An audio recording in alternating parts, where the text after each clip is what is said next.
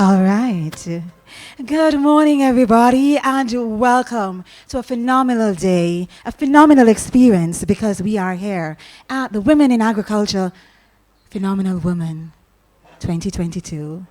Good morning, everyone. My name is Sandra Legister, and today I will be your host, your compare, your guide through the program as we journey through this experience of celebrating those who are doing extraordinary in their fields. We are going to ask you, if you haven't finished yet, to just wrap up. Blessings, my beautiful. How are you? Wrap up your little meal. We're going to ask the ladies who are here, who are awardees, to rise from your tables, please. All the awardees who are present now. Mr. Saxophonist, would you be so kind as to escort the ladies outside? Miss Pullin will be there waiting for you, and we will begin the program upon their entry.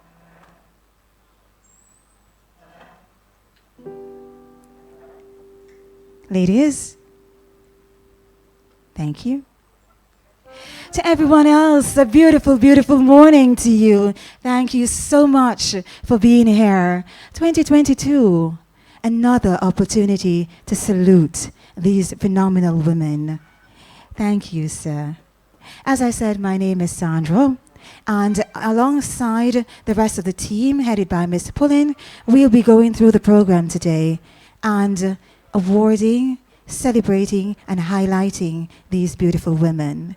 We are awaiting a few more persons who are journeying in from out of Kingston. But nevertheless, we will begin the program.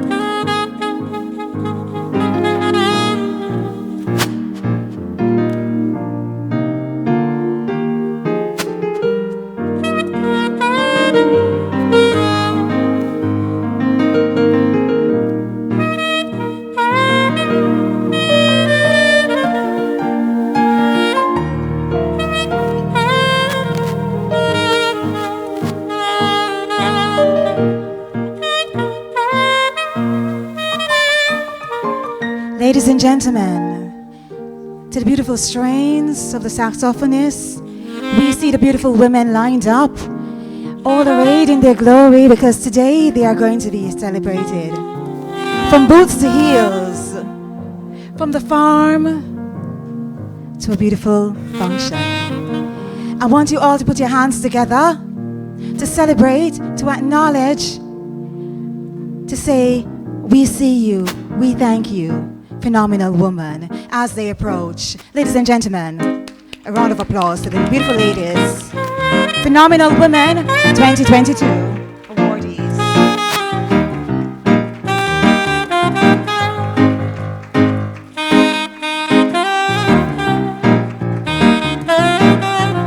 Clap them, man, clap them.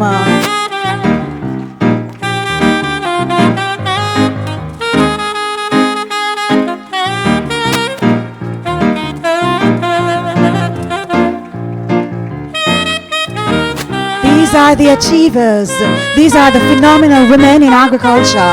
These are the women who inspire, who lead, and set the example for the next generation. Another round of applause, ladies.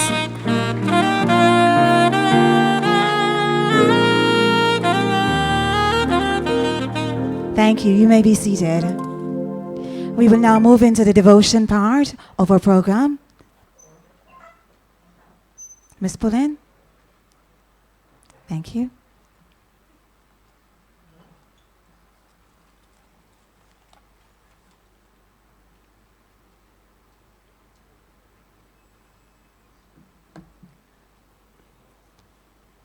A very good morning to you. No, man. All right, so you didn't hear the musician a while ago, you know, saying that you're all so beautiful and royal. So let me start again. A very good morning to all the beautiful and royal individuals in the house this morning. That's better. Thank you. Thank you. I have been asked to do the devotion for this morning, and it is indeed a privilege for me to do so. And had I put on my singing cap this morning, I'd have you all stand and we'd sing the farmer's anthem. I thought about singing it myself, but I said, no, let me not spoil the day. So I'll just read the first verse of the song. It says, "We plow the fields and scatter the good seed on the land, but it is fed and watered by God's almighty hand. He sends the snow in winter, the warmth to swell the grain, the breezes and the sunshine, the soft, refreshing rain. All good gifts around us are sent from heaven above. Then thank the Lord, oh, thank the Lord for all his love." Today is a blessed day, and one of the most important things for us is to always remember to be thankful. As a matter of fact, one pastor says, your first responsibility is a thankful rising. So when you turn in your bed and you realize you have breath, and your fingers are moving, your feet can move, your eyes are still opened, your first response is, thank you, Lord, for a brand new day. Today we want to give God thanks for another phenomenal Woman in Agriculture conference. We want to thank God for all the organizers and all those persons who work together to be here and to make this a reality. We want to thank God for the outstanding women who have excelled in their field of endeavor. And today we thank God as we celebrate them. There are so many things to celebrate. We really don't have time to look at those things that we cannot celebrate. So let us celebrate in love, in joy, in peace. Let us celebrate because God has been good to us. He has been good to us, and we thank him. Bow your heads with me. Lord, your word to us in Ecclesiastes 9 verse 10 says, whatever we do, do it with all our might. And so, Father, we come because your women have been doing the work with all their might, and we want to celebrate them. We thank you, Lord, for journeying mercies. We thank you, Lord, for taking us here safely. We thank you for the package that you have in store for us today. Lord, help us to be receptive. Help us to be jubilant. Help us, Lord, to be joyful. Help us, Lord Jesus, to operate in the spirit of warmth and love, even as the sun shines outside. Oh God, farming is important to our country. Our women are important, and they have done well. And so, Father, As we come, we commit today to you and pray your blessing upon us individually, upon us as a group, upon our families, upon our communities, and upon this country, Jamaica, that you've blessed us with. Lord, continue to use us for your glory, and we give you thanks in Jesus' name. Amen. Amen.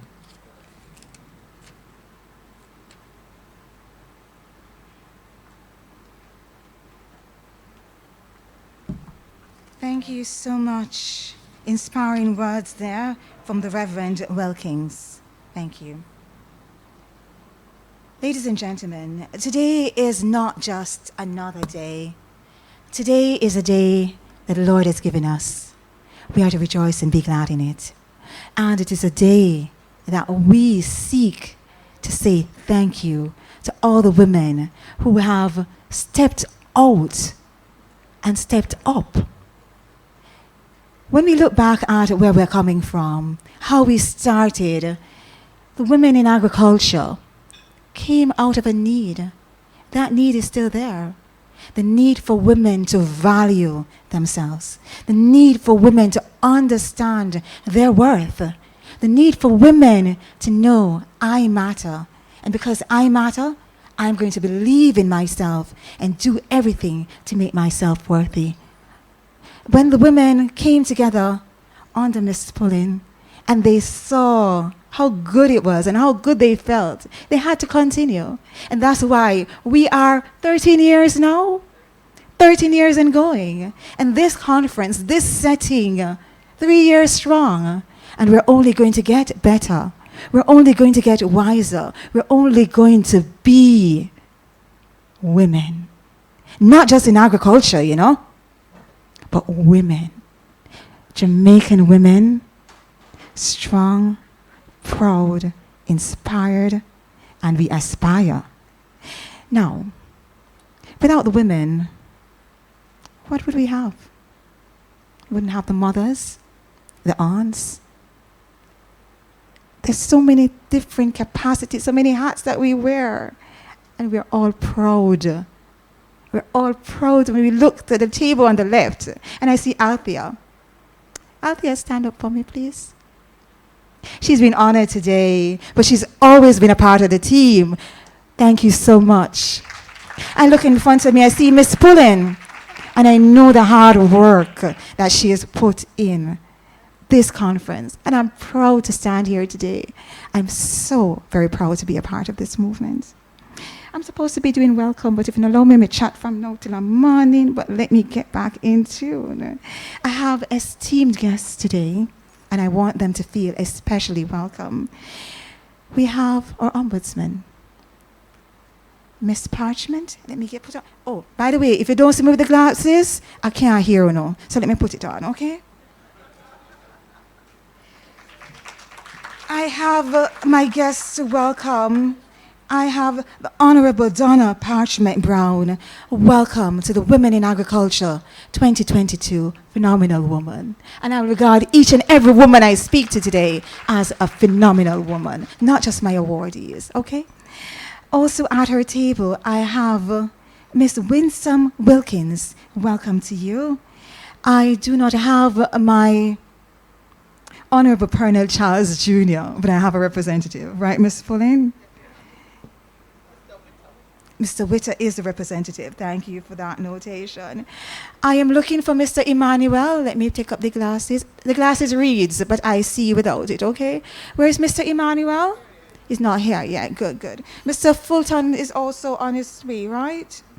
All right, we're going to start without them. We're going to eat all the food before them come. But again, I want to thank each and every one of you for making us a part of your day today, making this experience one that we share with you. As we move right along into the program, I am going to ask the chairman of this esteemed function, Miss Janet Pullen, to come and give her overview. Thank you.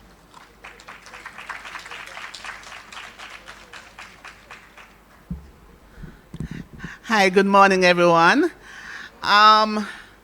Yes, I take a deep breath.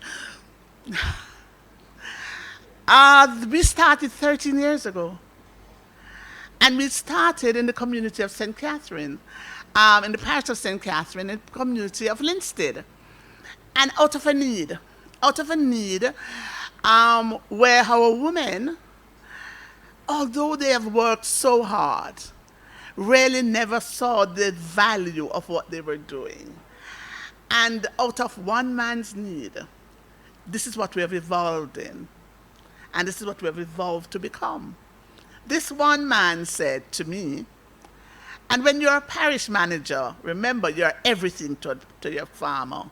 The farmer, the farm family. So you're his advisor, financial advisor all when you broke.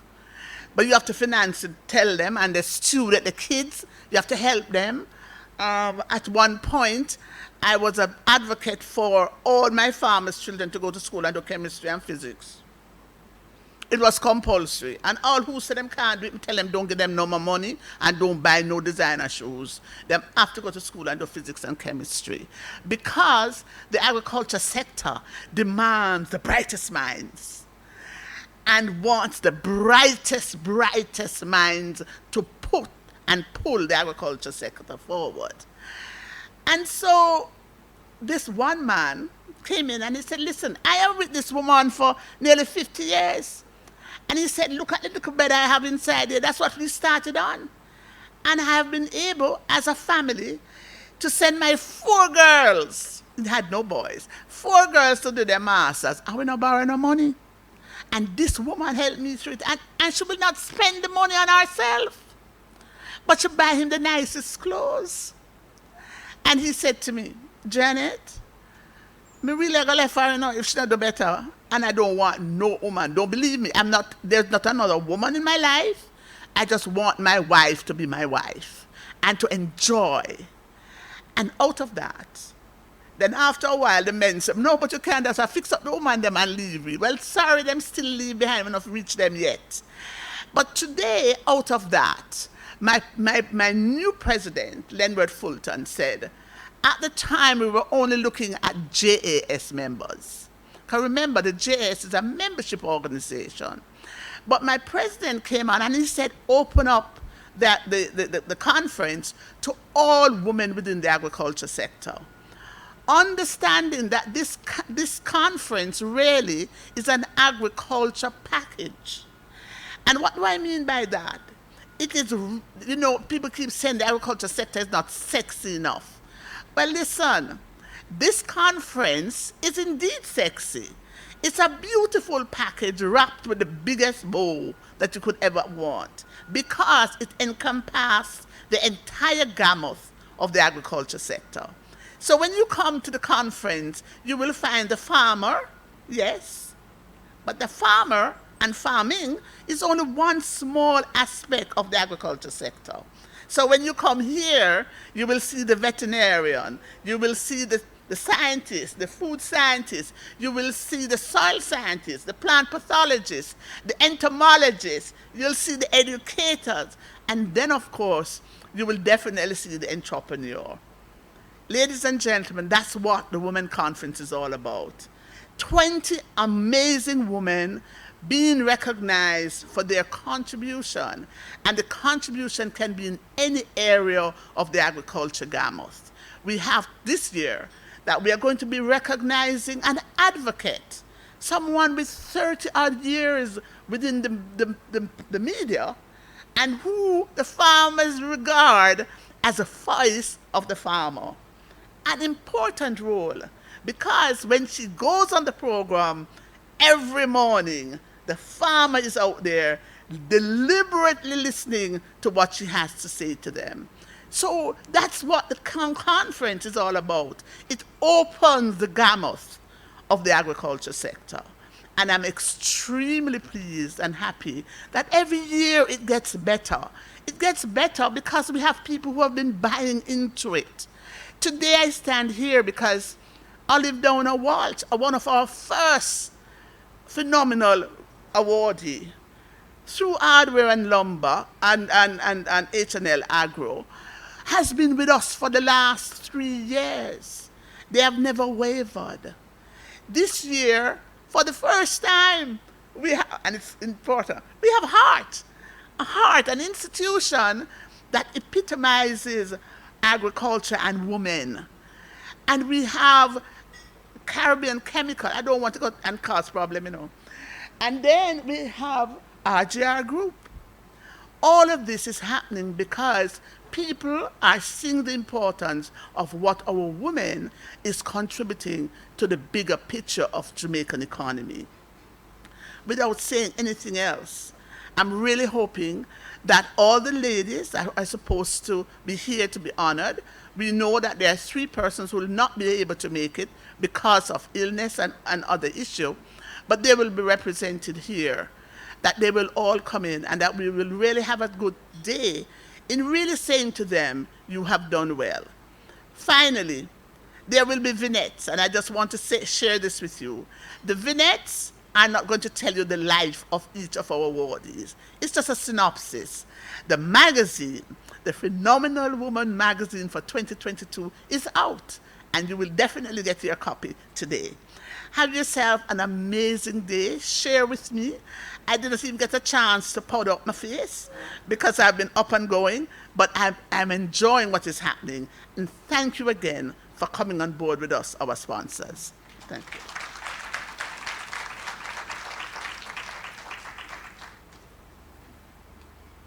Thank you, Mrs. Pullen. When she drag here in the talking, you know, she give it a whole gamut of the life story. But that's the passion. That is the passion that is needed for this kind of movement, this kind of change in the way that women see and appreciate themselves. And that's why she started this. And that's why we're here today. When I recall the story that she just told you, the man said, I'm going to left him wife. So in addition to everything else that she said about being a parish manager, she's also, marriage counselor, fix and pull. So all of these things, but I'm not saying a man wouldn't have done a good job at that role, but it took a woman to fix it. It took a woman to find the solution. And that's what we are so enamored of in ourselves, that we seek solutions. And today we are also going to be speaking about solutions that the Women in Agriculture Conference is putting out there. You notice a beautiful piece to my left, and it's going to be a focal point. Later on in the program, you'll understand why there is water in this room. The symbolization of it, what that water is going to do for us as women, and what this conference wants you to remember and take away today. We are going to move into our greetings. I do not see Mr. Fulton as yet, so we're going to be moving along. I beg your pardon? Come stand beside me. The ears don't want me to put on the glasses. Maybe I'll hear you better.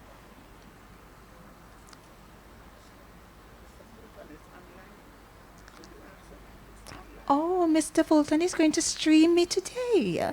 So, Mr. AV Vision, I need your capable hands. We are going to have our greeting via the internet, Mr. Fulton, and we are speaking about, in the capacity of President of the Jamaica Agricultural Society, bringing his greetings to you, phenomenal women, at our conference in 2022. Are we ready?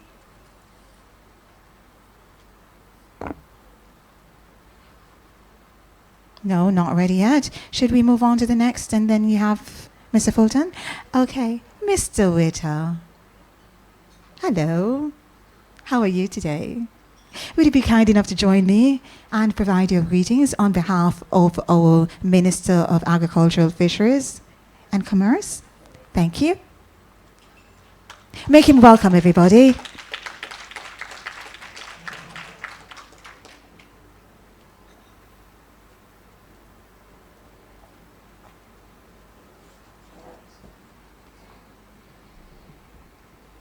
Thank you very much, Madam Chairperson.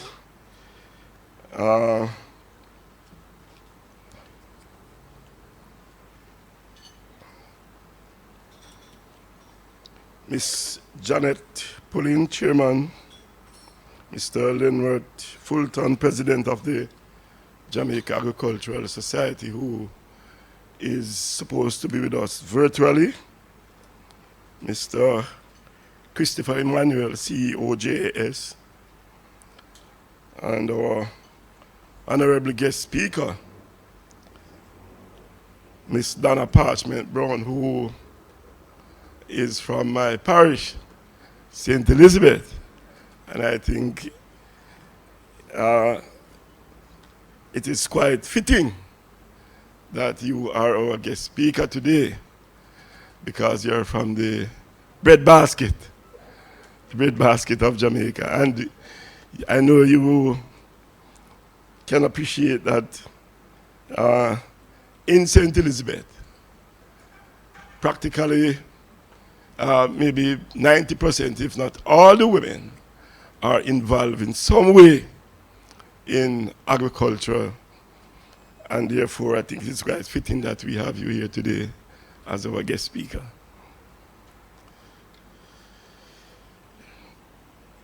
Members of the media, our awardees, farmers, ladies and gentlemen, good morning to you all. Good morning, good morning, good morning. I am here to represent Minister Charles, who is unavoidable absent. But I just want to say how happy I am to be sharing in this Women in Agriculture conference and to be celebrating with you as women in agriculture. And I must say that I'm feeling very blessed and privileged. I wish I was able to attend functions like these at least once per week.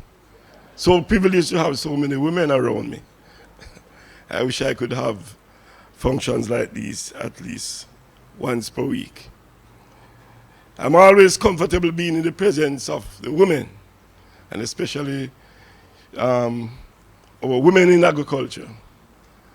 I know how important it is for, you know, I was listening to Miss Pullin, Janet Pullin, a while ago. She mentioned that so many people say that agriculture is not sexy. But I believe it is very sexy, because those of us who want to remain sexy, we have to eat smart and grow smart. So you won't be able to remain sexy if you're not eating smart and grow smart. And you can only achieve that through agriculture. Yes. I find it particularly fitting to recognize the awardees here today who play important roles as farmers, educators, and other professionals whilst guarding the food chain and securing our food.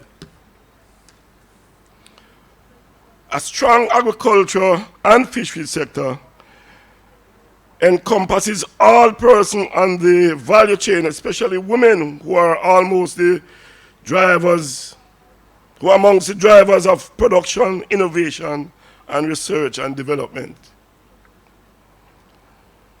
Where we are today as a sector is no doubt due to the critical contributions of our women, who play a key part of the agricultural labor force. From farming, fisheries, research and development, to veterinary medicine, agro-processing, policy development, agribusiness, and other areas, women have taken up the mantle to lead in their respective roles, while also guiding others, including the young people. As we celebrate you today, I want you to know that your role as leaders, administrators, innovators, mentors, and trendsetters do not go unnoticed. All of you play an important role and will continue to do so as we seek to implement our key initiatives over the coming year. At present, 32% of the registered farmers in Jamaica are women. There are even more women who depend on farming for their livelihood who aren't captured in this data, and they include vendors, informal farmers, and others who collectively helped to grow and expand agriculture and fisheries. As a ministry, we remain committed to ensuring that women continue to thrive within the space and have opportunities to get into farming, grow their business, and receive training and other technical support. As you know, the ministry has a goal that 20% of the beneficiaries of our programs must include women. Through the Rural Agricultural Development Authority, rather, at least 30% of the target groups selected for initiatives such as the Production and Productivity Program, drought mitigation, and farmer field schools, among others, are women. To support women farmers, we have also made access to the agricultural land a priority for women through the Agro Investment Corporation, AIC, where 20% of all government-owned lands are allocated to youth, including women ages 17 to 35 for agribusiness projects.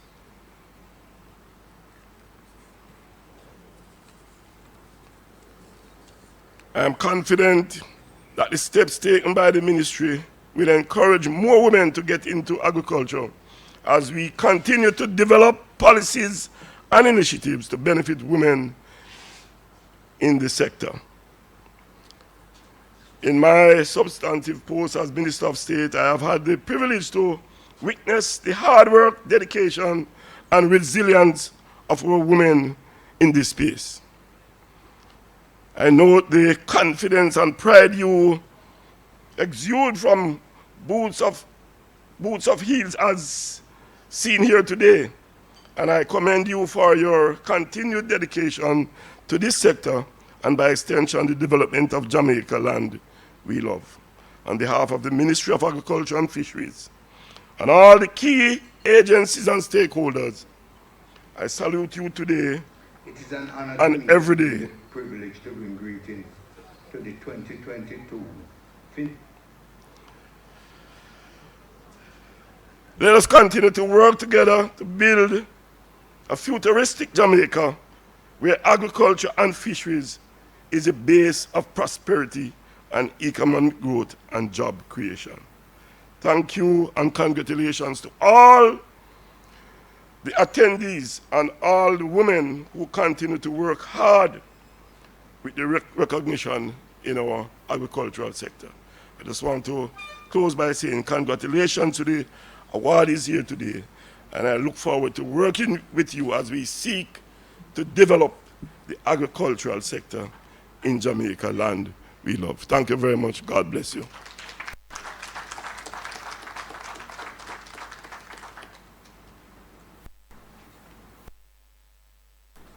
Thank you so much, Honorable Franklin Whittle.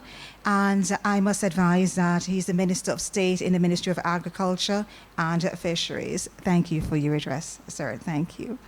Are we ready now? Wonderful.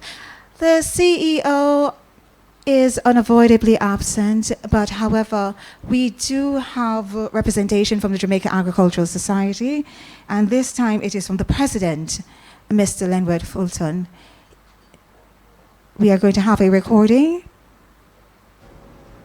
It is an honor to me to be given the privilege to bring greetings to the 2022 Phenomenal Women's Program. This program was conceptualized in St. Catherine by Miss Janet Pullen as parish manager and her staff in that parish some years ago.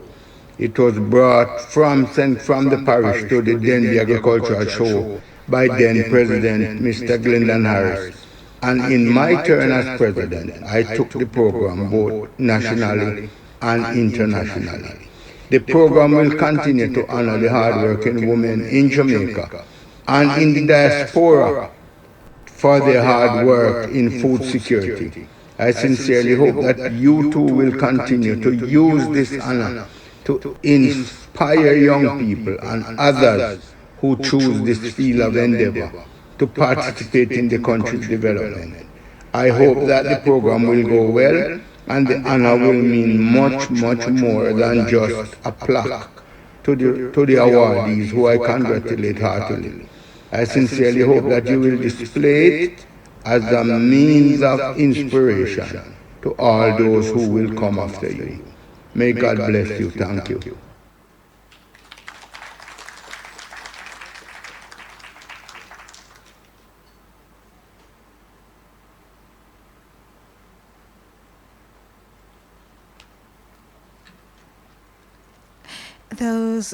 That actually was the voice of the president of the Jamaica Agriculture Society, Lenwood Fulton. Once again, because of what we are doing here today, we must take time out and say thank you to the conceptualizer of this event. Once more, Ms. Pullen, please stand.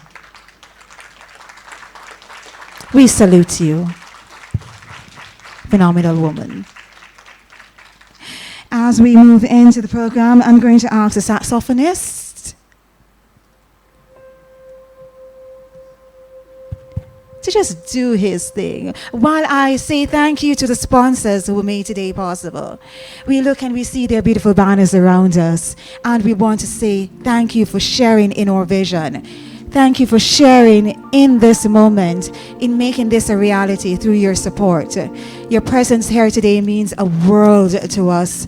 It is with your help that we can say we are doing our part to inspire, to lead, and to acknowledge all the women who are out there in the fields, not just toiling the soil, but using their brains and other skills that they have to make agriculture the viable support system of Jamaica.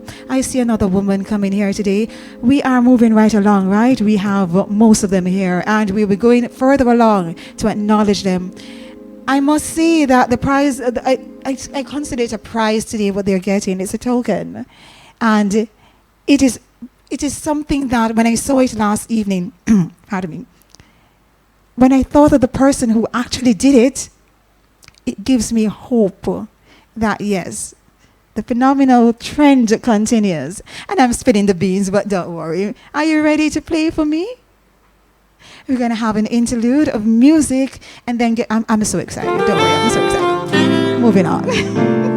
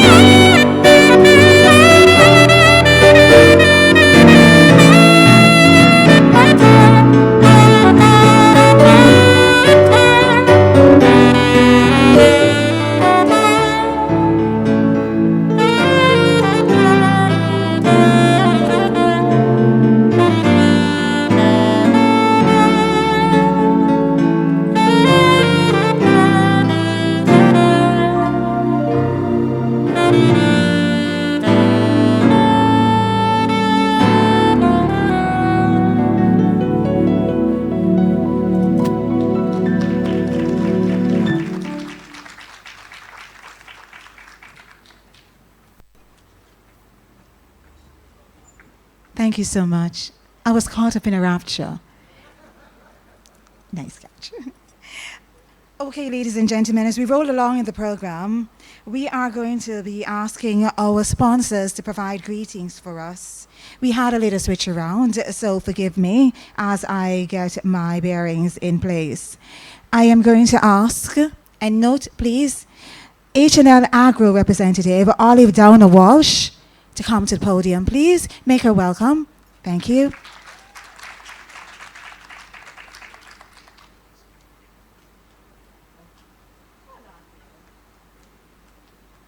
I don't think they heard me. I said make her welcome, please. Thank you. Another phenomenal woman.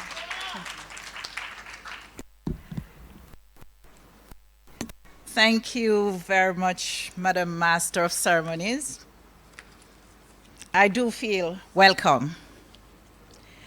Honorable Franklin Witter, Minister of State in the Ministry of Agriculture and Fisheries. Honorable Donna Parchment Brown, Political Ombudsman, and our distinguished guest speaker for today. To the leadership of the Jamaica Agricultural Society, Mr. Leonard Fulton online, and present here, Mrs. Janet Pullen, chairman for this Women's Conference, conceptualizer, and the list goes on. Other members of the JAS team present here, our fellow sponsors, distinguished awardees, and fellow past recipients of the Phenomenal Woman Award, distinguished ladies and gentlemen, media representatives, all present here and online. A very good morning to you all. It really is a pleasure for me to be here today to join in celebrating this occasion. And therefore, it is with humility that I bring you greetings on behalf of the H&L Agro team and the wider H&L family. For those who might not be clear, H&L Agro is a part of the hardware and lumber, the H&L family. To the JAS team, in our journey, for those of us who go across Jamaica, we can surely attest to the reality of how JAS impact the lives of farmers and women in agriculture, in arts and craft. When you go to the various shows, the crafts, the food processing that we see is always a source of inspiration. So we commend the leadership of JAS for working with the various groups throughout this country. And Honorable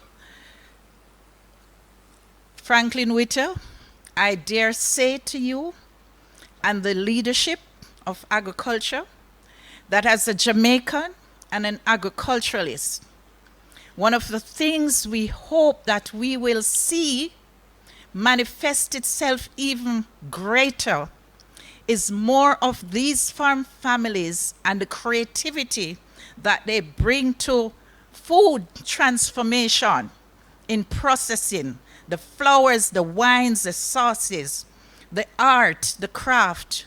We would love to see through those family groups, whatever investment can be made for that to be expanded and them being more empowered in a business venture, both for local consumption and export.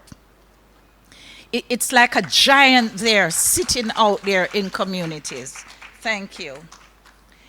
The empowerment of our people is so important. You spoke about it, and you're right. If we don't eat right, then we won't have the healthy lifestyle that we should have. I'm not going to take on the word sexy because I kind of have a different perspective as a woman, because I kind of feel like agriculture is not something that ought to be seen as sexy. It is something prestigious.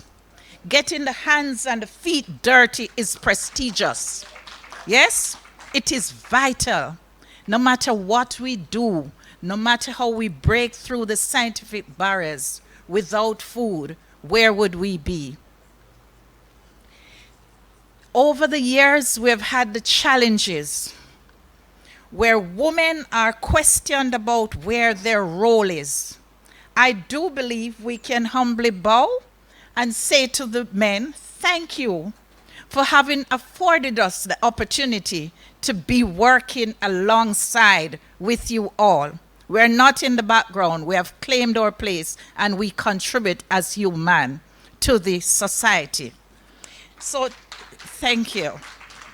So with that being said, getting to a point in our lives where we are able as a people to give off the best that we can while we're a part of this universe is so important.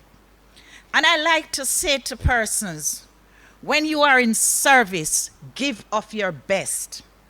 Realize your true potential and think about the reward being in the afterlife. Where are we going to be? For being in the universe, did we give of the best of ourselves? And I encourage every one of us, and especially our women, as we work through, and here it is good. I'm not going to lie to you. As a past recipient of this prestigious award, Mrs. Pullen, I am very humbled by it. And I'm very proud of the way women are being recognized in all spheres of life. I see a number of awardees here, and I know they've been making outstanding contribution. And we know there are other women, but all in good time.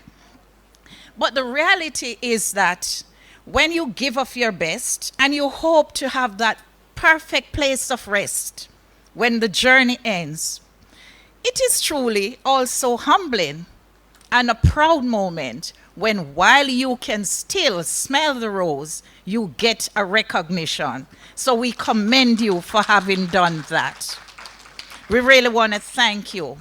So without going into any long drawn out thing, it is really celebrating our women and recognizing and appreciating and respecting our men. Them strong, you know. We always say we're strong, but we're all strong people. And it's how we support each other. It's not men against women, it's a team. And how we work to support each other matters, because together each is going to achieve more. So, you know, thank you. So it's really how we ought to operate as a people. And for us at Hardware and Lumber, we have been in business for over 94 years. We have been serving the nation in construction, home improvement, and agriculture. And we remain committed to it unapologetically as part of nation building. We did not get there just by having a good strategic plan. We got there because we're in the people business. We got there through commitment. And women are a very vital part of our team. Strong, outstanding women along with the men. And through your support, we have gotten there. We remain committed to supporting the Jamaica Agricultural Society in the various endeavors that you have for nation building. We thank you for affording us the opportunity for partnership. And Mrs. Pullen, I have to be careful I say this because the media is around, right?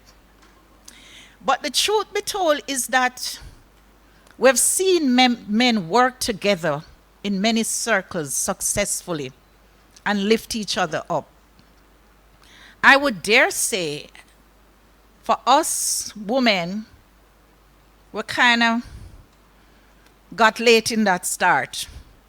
But with you as a leader and a true example of how you appreciate, applaud, and recognize women, we really want to thank you. You are a phenomenal woman. You are. And we thank you.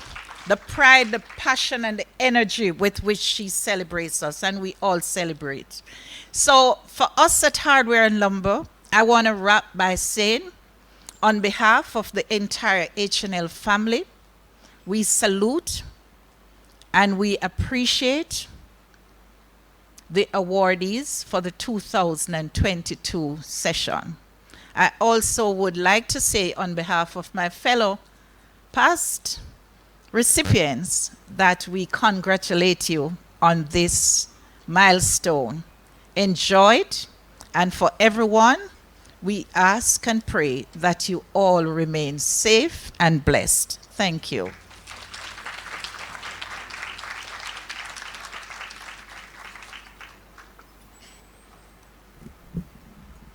You heard Mrs. Pullins say that agriculture needed the brightest minds. Evidence. Thank you so much. Representing H&L Agro, Ms. Olive Downer Walsh. We have one more live in-person greeting, and then the rest will be recorded.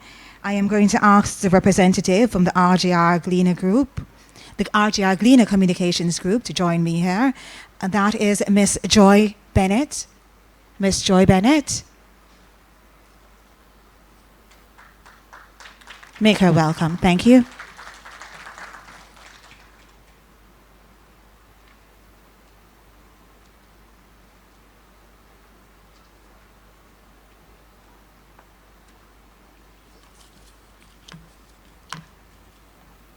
State Minister in the Ministry of Agriculture and Fisheries, Mr. Franklin Whittle, President of the Jamaica Agricultural Society, Mr. Norman Grant, Political Ombudsman, Honorable Donna Parchment Brown, Mrs. Pullen, organizer of this event, fellow ladies and gentlemen, good morning.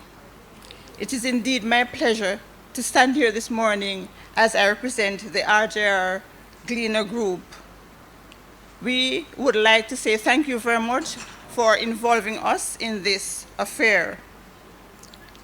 It is so ironic that just last night I was at an event where the presenter was a lady who spoke to us about having our own survival garden, whether it's going to be in our flower pots or little boxes, because in some cases, persons may not have the land space.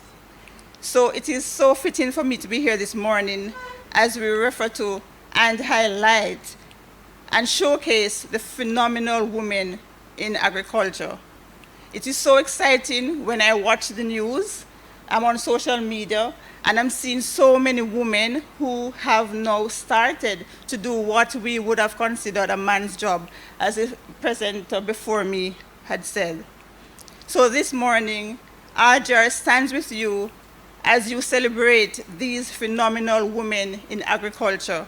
And I hope that come next year, we would have doubled the amount of awards, because I too have decided that I want to do in my backyard as it relates to a survival garden. When we look at what's happening in Ukraine and Russia right now, we are going to, whether we like it or not, we are going to end up with food shortage. So we need to look to the future. We need to start to plan now as women. And as the speaker before spoke about agriculture being sexy, it can be sexy, because when we put on our boots, we are accustomed to our heels, but when we can put on our boots. And when I look on social media and see the various persons when they go out in their boots and their farming clothes, how sexy can one be? Sexy doesn't mean that you have to be naked. We are sexy in various ways. And so we are happy to be here this morning, and we salute you women, and I stand ready to join in this cause where we need to highlight women in agriculture. Thank you very much.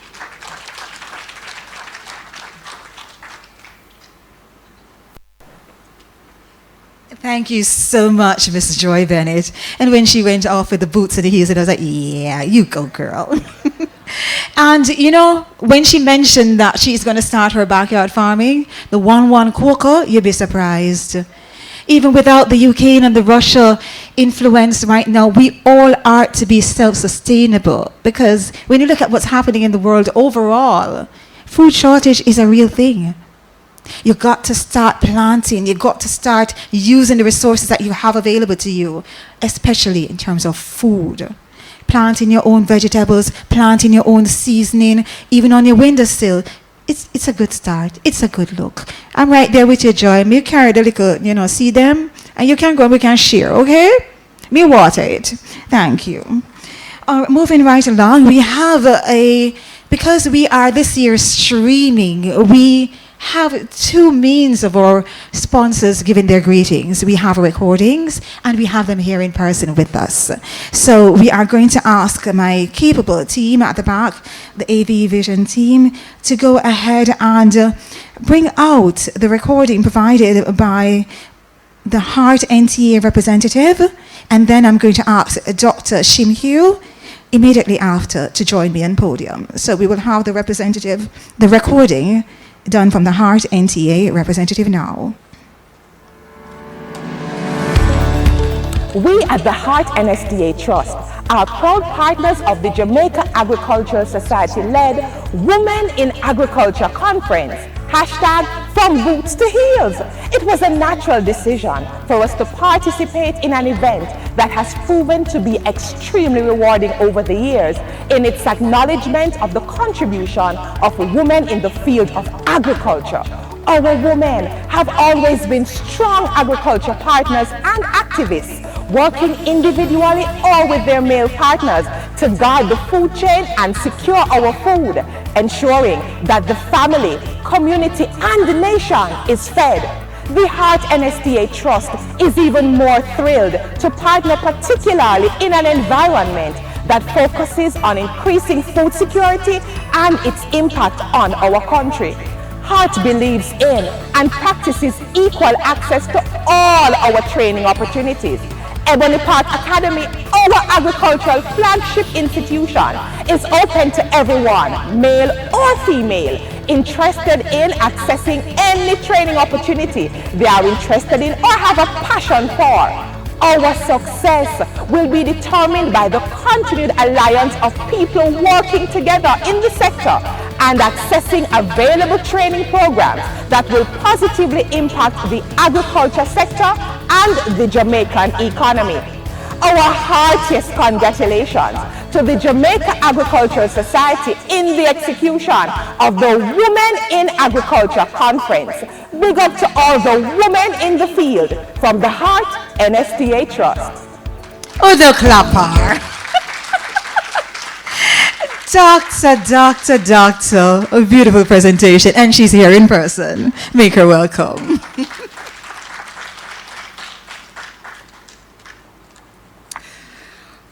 Honorable Franklin Whittle, State Minister in the Ministry of Agriculture. Honorable Donna Parchment Brown, Political Ombudsman. Our esteemed guest speaker, Reverend Wilkins.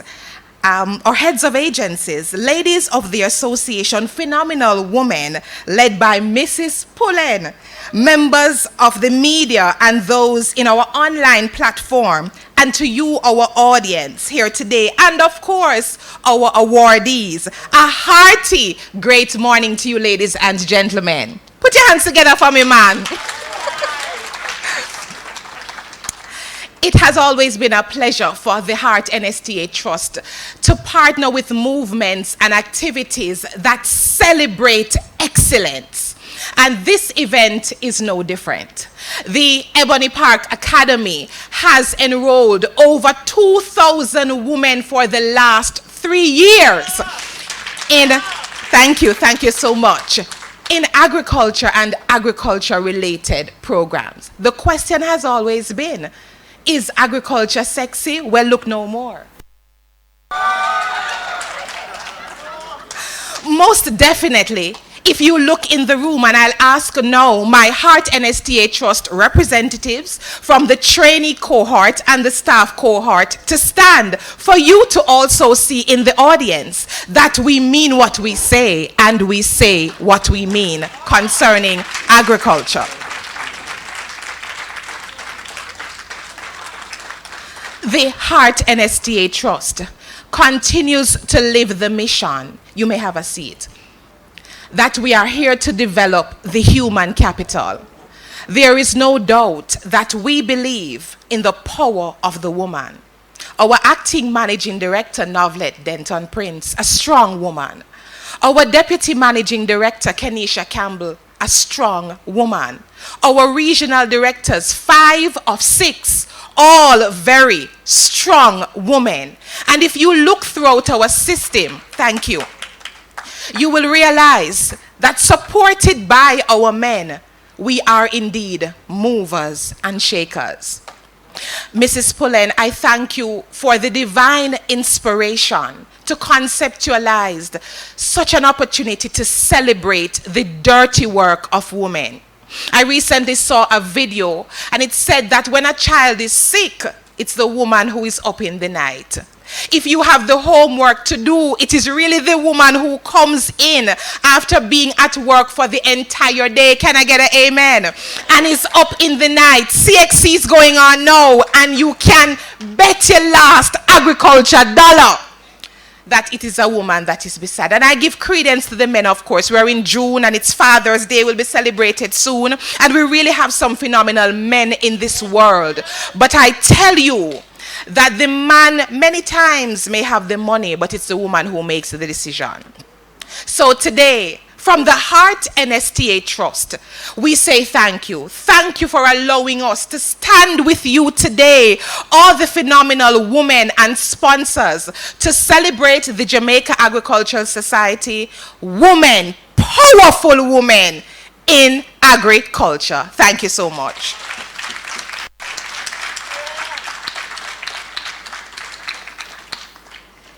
Talk about passion, talk about vibrancy, talk about sexiness. Thank you so much, Dr. Sasha Shimhue.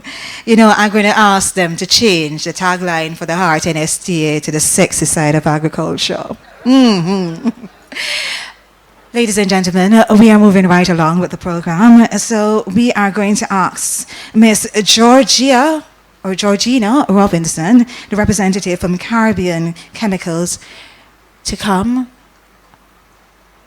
Will we have her recording also? Okay, go ahead with the recording.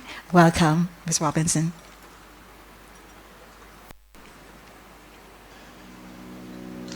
Caribbean Chemicals and Agencies Jamaica Limited would like to recognize the importance of women in agriculture. The agriculture sector in Jamaica has been dominantly male populated, but the women have found their stride to provide nourishment outside of the home by working the fields and producing crops.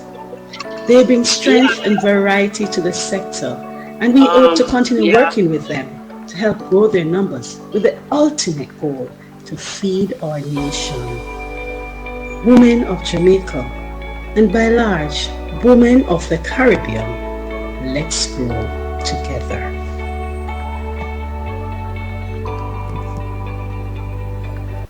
All protocols observed, distinguished awardees, JAS family, everyone here today, pleasant morning. I am Georgia Robinson. I bring greetings from the management and staff of Caribbean Chemicals Jamaica Limited, and some might wonder, who is Caribbean Chemicals? We are formerly at Chem Plant Limited. Caribbean Chemicals Jamaica is proud to support the phenomenal women in the field of agriculture. And at Caribbean Chemicals, we are committed to helping them to succeed. Women play a vital role to rural economies.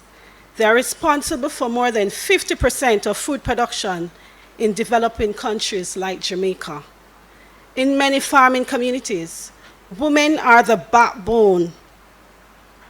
I went to Clarendon just last week, Wednesday, on a pepper farm, and what I realized is all the persons that were picking the peppers, they were women. I realized that farmers right now can hardly find men to work in the field. So women are laborers, and they are stepping up to the plate. At Caribbean Chemicals Jamaica, we have quite a number of women working in the field, whether it is marketing, sales, product development, agronomy, telesales, you name it. We do business with numerous female farmers and female farm store operators. and we work along with various stakeholders where women plays a very integral role. Hence, we are proud to associate ourselves with the Jamaica Agricultural Society as they recognize the phenomenal women, and we say, ladies, continue to shine. Thank you. All in all, women bring strength and variety to the agricultural sector, and we hope to continue working with them to help grow their numbers with the ultimate goal to feed our nation. Ladies, we celebrate you. So on behalf of Caribbean Chemicals Jamaica 2022 recipients, we salute you. Women of Jamaica, and by large, women of the Caribbean, let's grow together. Blessings.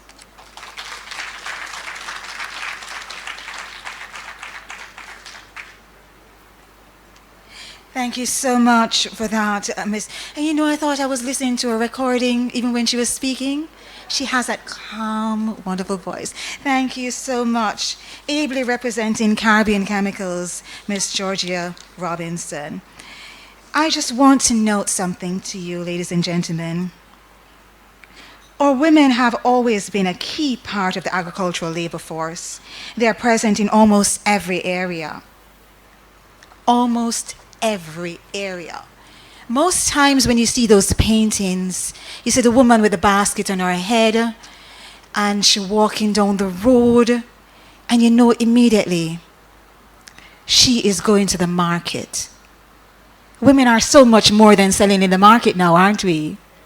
We're providing the food for people to go and sell in the market. We're providing the know-how behind the scenes. We are the veterinarians. We are appraising that product to go into the market. We are providing that chemical that makes the fields even better before they go into the market. So we have moved from simply selling in the market to so much more. The evolution will continue. Women are always stepping up to the plate and stepping over the plate, and it will continue. Today we are here because of all those who have stepped up, and I will continue to say it. We claim them as phenomenal women, and we salute them today, each and every one of you. We are going to move into the panel discussion now, and I ask Ms. Althea McKenzie to take over. Make her welcome as she entertains and informs us.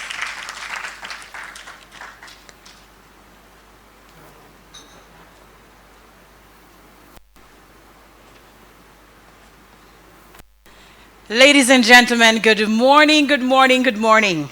I was saying to my husband when I was on my way here that this is one of those occasions when I feel very nervous. As strange as that may seem, I'm accustomed to speaking, I'm accustomed to singing in front of large audiences, but somehow, when it is that you are thrust into the spotlight yourself, and I've always hidden from being in the spotlight, which is one of the reasons why I chose radio. Nobody sees you on radio. They just hear your voice. But what a joy I experienced when I was given that call from Mrs. Janet Pullen, indicating that I was going to be among the 20 phenomenal women awarded this year. I have covered this function. I have emceed at points in this function. I have shared in conversation about this function. And so it just felt strange to be told that this is what was going to happen. But let me just address in a formal way those who are gathered here before I continue. The Honorable Franklin Witter, Minister of State in the Ministry of Agriculture and Fisheries. Mr. Witter, I haven't yet had occasion to interview you, sir. I must arrange it. We also say good morning to the political ombudsman, the Honorable Donna Parchment Brown. I've had many occasions to interview her.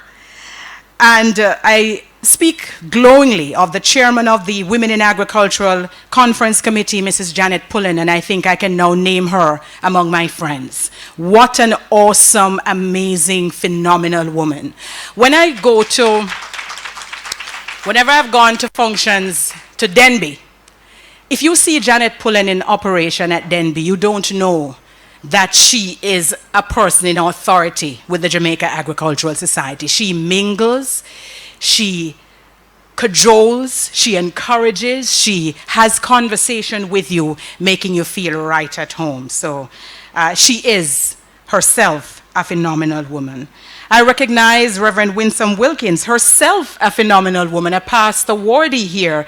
And so I know going to be very happy to be inducted into the awesome association that is being set up here as part of that. I greet all of the wonderful awardees this year, and you will permit me, I hope, to just call them by name: Sitarina Atkins, Veronica Burgess, Shauna Gay Davis, Sadie Dixon Bennett, Diane Dormer, Ulrika Edwards, Valicia Johnson, Professor Clover Laguerre, and I hope I got that right, Daniel McGregor, Pauline Mighty, Beverly Miller, Dr. Lisa Morgan, Sonia Morgan, Pansy Murphy, Marvalee Russell, Lydia Tucker, Carol Wilson, and Dr. Gabrielle Young. And these are women, some of whom I've already been engaging in conversation, and I look forward to engaging the rest that I have not yet spoken to in conversation.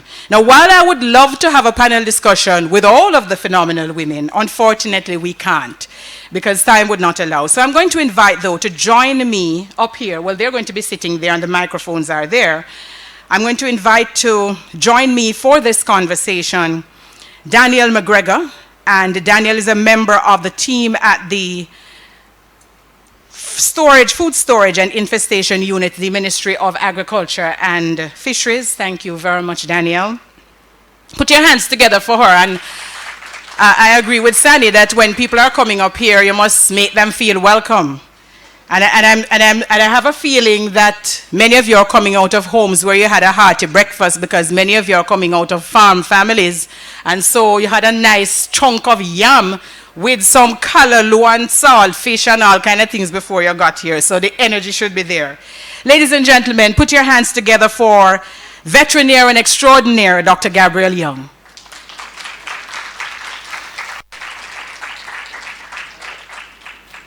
Please help me to welcome founder and managing director of Mighty Spice, Pauline Mighty.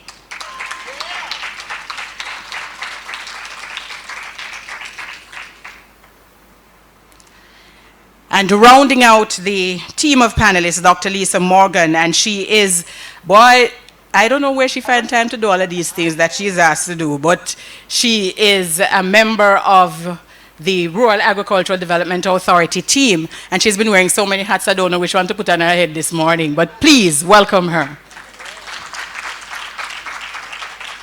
All right, so although this is billed as a panel discussion, we're going to keep it short and sweet. And really what it is finding out what it is that makes these women tick. Let me start with myself, because I always try to ensure that whoever I'm having conversation with, you're comfortable. So this year I celebrated, and women don't usually tell their age. But when I looked on the program, I said, I can't fool anybody anymore. If I've been in broadcasting for 32 years, and I started when I was just a little bit over age 20, then I ain't fooling anybody anymore. So I celebrated this year my 53rd birthday. And I come from a farm family. The magazine will tell you, and I do hope you make your purchase of the magazine. My family, my mother's side of the family, is from Riches in Clarendon, in the hills of northern Clarendon. And if I take off my shoes now, my foot not gonna look so pretty, because I grew up running up and down those hills in Riches as I watched my grandmother. And by the way, my grandmother died from 1978, but I remember her like yesterday. She was a phenomenal woman. She was a phenomenal woman. And so even in the gardening that I do now, sometimes I kick off my shoes, so my foot not going to look so pretty. But I tell you, I'm energized about agriculture, because I do have a number of relatives that are still engaged in the practice of agriculture. My uncle, that's my mother's brother, still has a massive farm in Riches, Clarendon. He works that farm every day. And so I have wonderful examples to look up to talk about, to focus on. And that is the part of the reason that I do what I do. I have a very supportive husband and daughter and extended family, believe you me. Family good. Family is good, and they're very supportive. But enough about me. I want to find out about the ladies that are here with us this morning. Daniel, let me start with you. Tell me a little bit about yourself. Something that nobody else in this room might know.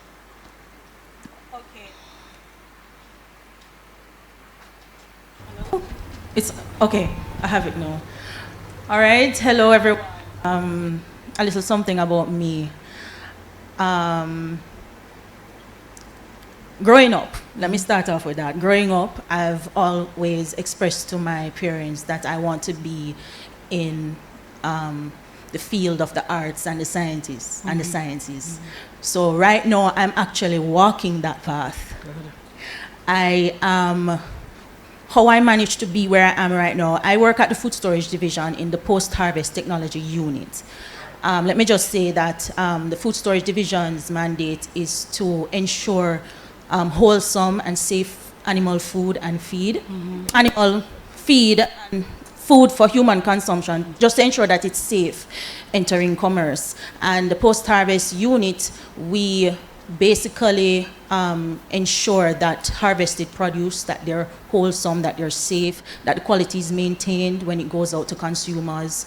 And we disseminate information to farmers, retailers, and other players that come in contact or in the business dealing with fresh produce. So going back to my story, growing up, I've always said that I want to be in the field of the arts and the sciences. I'm walking in that path right now. And in order for me to be where I am driven. I have an innovative mind.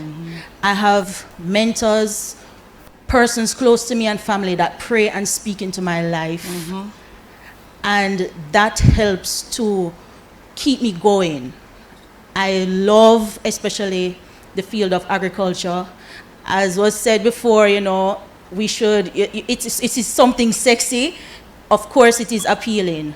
Not too long ago, I did an expo with some youth, and they expressed to me what they wanted to do in their career life. But after I go through what post-harvest is all about, have discussions about agriculture, they go away and come back to me and say, "Miss, I want to do farming." And I said, "That's right." Of course, because there's so much to do. There's so much in to do. agriculture. There's so much to do in agriculture. All right, Danielle, we'll come back to you. All right. Dr. Gabrielle Young, a little bit about yourself that perhaps, well, I know a lot about you, but perhaps other people in here don't know. So tell us something about yourself. Hello. I don't know. Seem to be very public figure these days all of a sudden, but things people don't know about me is maybe I'm Trinidadian, right? But I've been in Jamaica for 22 years now. You're so they say I'm Jamaican. I'm a mommy of 2 boys. I'm a veterinarian. I'm a farmer. I love to eat food. That's one of my biggest things. My whole life is focused around food. And that I really do love agriculture. I really love particularly livestock farming. And how we got into it was actually, one of the things is one of our boys, when he was first born, he was the second son actually. We found out he had sickle cell trait, and we realized that we were told by the doctors he might not be so well, okay? So he may have the trait, and he has thalassemia trait, so he has a version of sickle cell. And that's how we actually got into agriculture, because they said to us, the doctor said, he may not be well. He may be a very sickly child. So you have to think about maybe a business or some form of employment that he can employ himself, because he may be a very sickly child. Thanking the heavens, he is not a sickly child. He's a very strong child. So that's how we got into farming, because we were thinking of ideas or things that we could do that he might be able to do for himself. So that's one thing, and he's doing a good job. Oh, yes, Yeah. he is. Yes. I can vouch for that, I tell you. All right, let us go now to Paul Pauline Mighty, founder and managing director of Mighty Spice. Miss Pauline, you're a mighty woman. You should have a lot to share. Tell us a little bit about yourself. Don't worry, they'll turn it on. Go ahead now. Go ahead. Okay. Morning. Good. Thank you. Yes, I'm Pauline Mighty, founder of Mighty Spice, and a proud 57 years old woman. That's what I've started. I am from the parish of Hanover, where I grew up with my great-grandmother, who walked from a compound town in St. Elizabeth to Hanover, and that was where my farming experience started, in her garden. She taught me how to use those natural products, like the scallion, the thyme, etc., to cook the best meal ever. So now that she has passed at age 110, I continue with the work, and I know she's proud. I am the mother of 2 girls, one a medical doctor, the other one is marketing manager. You don't have to share everything one time, because I have questions to ask you that might answer some of what you want to share. Okay. All right, Thank so you. I'll come back to you. All right, so let us say good morning to Dr. Lisa Mars Morgan. Dr. Morgan.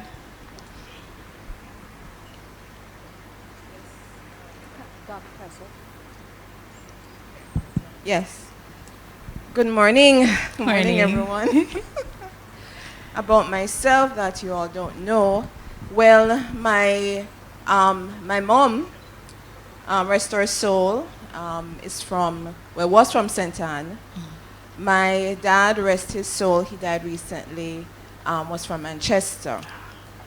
However, I was born in Kingston, but I do recall the days when my dad, in particular, would take us back to Manchester, to my gully, to visit family and friends there.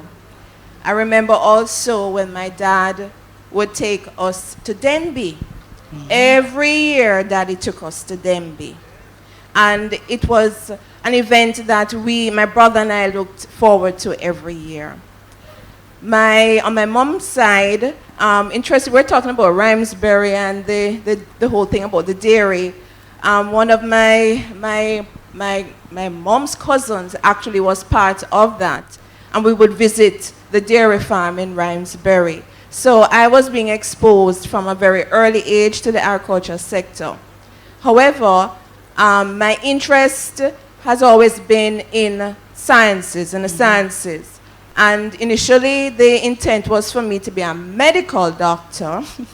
However, the Lord would have it that I am in agriculture. And my involvement in agriculture stemmed really when I was doing my master's degree and looking at viruses on peppers and the issues that farmers were having. And interestingly, RADA, that authority, that agency, working with the extension officers was a great experience for me at the time. They took me around, they took me to the farmers, and I was able to get that work done to the extent that I even said, when I'm finished, I want to go and work with RADA. But I was advised that research and development in the ministry was the better place for me to be. And that's where my career started in terms of research in the agriculture sector for the past 25 years. My focus has always been on crop protection and, being part of a team of stakeholders seeking to address the issues that affect our farmers in terms of pest and disease issues. So this is something I would just share for now, and I know that Althea. Yes, I do. All right, so ladies and gentlemen, what we're doing is just getting a sense from the women of how it is that they have arrived at this point in their lives. I'm coming back to you, Danny. I'm basically going to be same question of all the women. It makes life easier for you and for me and for them, right? So once you hear me ask question number one, you know that you're supposed to line up yourself to answer it, right? So Daniel, I'm starting with you. You have hinted at some of it, but how did you achieve the success for which you're being recognized today, you think? Okay. And I will say it again. Being a person that is driven and always trying to achieve more. One thing that come to me, if you want more, you need amazing people around you. So you need that support, you need that motivation to keep you going, because life will send wrecking balls at you and pull you back. Even though you will have a desire for something, say you have a desire, you want to do more in agriculture, life will come at you, especially since we're trying to come out of this, or trying to live with this pandemic. The pandemic has, brought a lot of difficulties in everyone's life, including myself. And I've really started to put my foot fully in agriculture, in the field of agriculture, since 2019. So, the pandemic came, but I have that drive to want to achieve more. I've always tried to set myself up to learn more, do training, get more insights from other experts and so forth, because, knowledge gain can never be wasted. And all of this would put me in a better position to give back to the agriculture sector, especially when we're in the field training farmers, doing visits, doing inspections and so forth. I have that capability to give them insight, give back, even encourage them too, because sometimes farmers want to do more. They want to be innovative with their crops. And, basically, that's about it. All right. Yeah, All right, let us move to Dr. Young, and it's the same question. How did you achieve the success for which you're being recognized today? I think I achieved the success because I love what I do, and I'm passionate about what I do. From a very young age, I was blessed with, I think, the ability to know exactly which direction I wanted to go. I don't know why, but I was born like that. My mother says I was born like that. I always said I wanted to be a vet. It's no joke. I always wanted to be a vet. I have a love of life and a love of animals, but a love of life. I like to see things grow. I like to see things develop. I just love seeing things that are alive.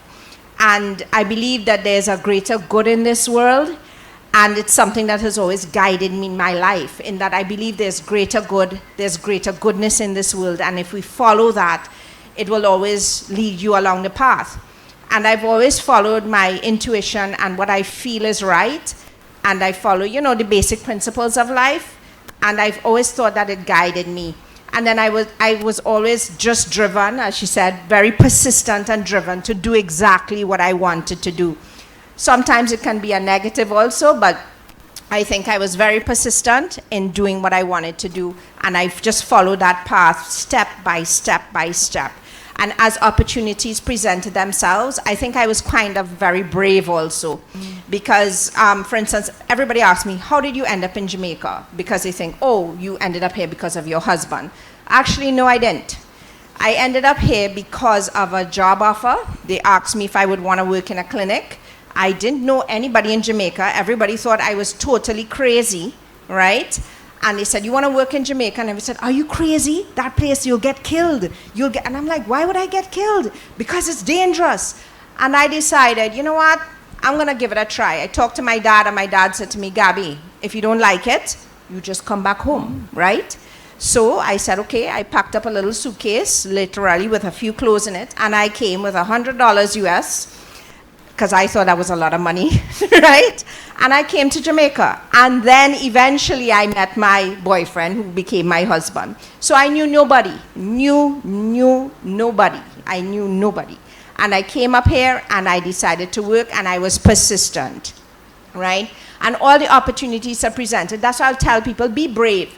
Don't say no. And I tell that to my kids all the time. Don't say no. Don't say no to anything. Try it first. If you don't like it, then that's okay. And then again, I was very blessed in that I wake up every morning and I do exactly what I love to do every morning. And I work with people that I love to work with every morning. And I think that's a great blessing. It is indeed a blessing. Thank you, Dr. Young. And we're moving now to Pauline Mighty. She has hinted that she has longevity in her blood and in her bones, and that is part of her influence. But tell us, how do you view your success and how it is that you got to this point? We are producers of, we are a producer of natural, 100% natural, no MSG, no salt, no additive, seasoning, herbs and spices. The need for those came about when I, as a teacher by profession, who taught here in Jamaica and overseas as well in Africa, I noticed that I wasn't able to find any product that would satisfy my needs when I'm cooking. So there, when I'm traveling, I would blend my scallion and all the herbs, put them in the freezer, try to keep them in the cooler, in the igloo, and try to travel with them. Just imagine going to England and then going to Africa with a frozen product. So sometimes it would spoil on me. I had to discard it. So when I came back to Jamaica, after remembering what my great-grandmother taught me, I decided to put that into practice. I started it for myself at home. I gave some to some of my friends. No, these are dry rubs. So what I do, I take all the products from the farmers, all the herbs, the spices, including pepper, scallion, and I dehydrate them, put them into bottles or pouches where it can be more convenient for me to travel with them because I don't use salt, I don't use MSG. And then my friends like it, so I did a research and found out that there was a niche market who was ready and waiting for this type of thing. So here I am. Well, thank you so very much. And of course, we learn so much when we start with ourselves. We start out doing something for ourselves and then it blossoms into something phenomenal, which is why you're here today. All right, so let us go now to Dr. Lisa Myers Morgan. Dr. Morgan, what inspired your success, you think? It's all right. Okay, they will. Oh, thank you. Well, I have to give thanks to the Almighty, God, for the path that I have been on. If it were not for His direction, especially in knowing purpose and also in having a passion about what I'm engaged in, I don't think I will be here today. I have to give thanks to those persons I call destiny helpers, those who have been along the journey with me, especially, I keep talking about my parents. I mean, I believe and I uphold the commandment to honor your father and mother, which is the first commandment with promise, that it may be well with thee and that thou may livest long in the earth. And I have upheld that, and I have seen them as my cheerleaders. They were always there with me. My brother as well, I mean, the church, my colleagues at work, in a ministry, the interactions I've had, I mean, when I was at university and even internationally, I have just been very blessed and fortunate in terms of the types of interactions I have had over the past 20 odd years, where I have learned and gained valuable experiences from these encounters.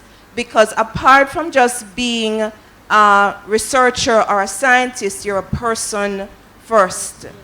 And you need to come to a place where you know what your value is, that you are valued, right? That was something that I know I had struggled with. But especially when you may have naysayers along the way who may seek to discourage you. But I must say that if it were not for the Lord, and if it were not for these persons who He placed in my life, I would not be where I am today. And I want to make a point. Remember, Jesus had 12 disciples or apostles. Judas was one that He chose. So even those individuals who may be in that category, they're still part of that process. And I give God thanks for those individuals because they have played a significant role as well in terms of the path that I am on. In terms of this research passion that I have in agriculture has been based primarily on the needs that I have seen and I've heard my colleagues talk about consistently. I believe a lot in reading. I believe a lot in knowing about your history, where we're coming from. I believe a lot in us having institutional memory because I don't think that we give much value to that so that we can actually learn where we were and where we really need to go. There are a lot of things that could have been in place even now in our country where agriculture is concerned. Forgive me if I'm going a little. Oh, that's all right, and I understand. I have a passion about this, right? And I think that we need to look at those lessons learned from those experiences and build on them if we're going to see our sector grow and be what we would like it to be. Right? This is just, I don't know, I'm just feeling this thing over me right now. Right? So this is what is in me. And my desire is to be part of a team that is working towards this. It is not our intent to compete with each other. It is our intent to support and work with each other, right, in realizing the goals that we need to see realized as a country. Right, so I mean, forgive me, I'm just very passionate about this. And we sense that, and I'm going to come back. I'm going to come back to you. Before, though, I go to the next question. You mentioned Denby, and I think have we all been to Denby? My first Denby experience, I was 15, and I must tell you, I vowed I wasn't going to go back.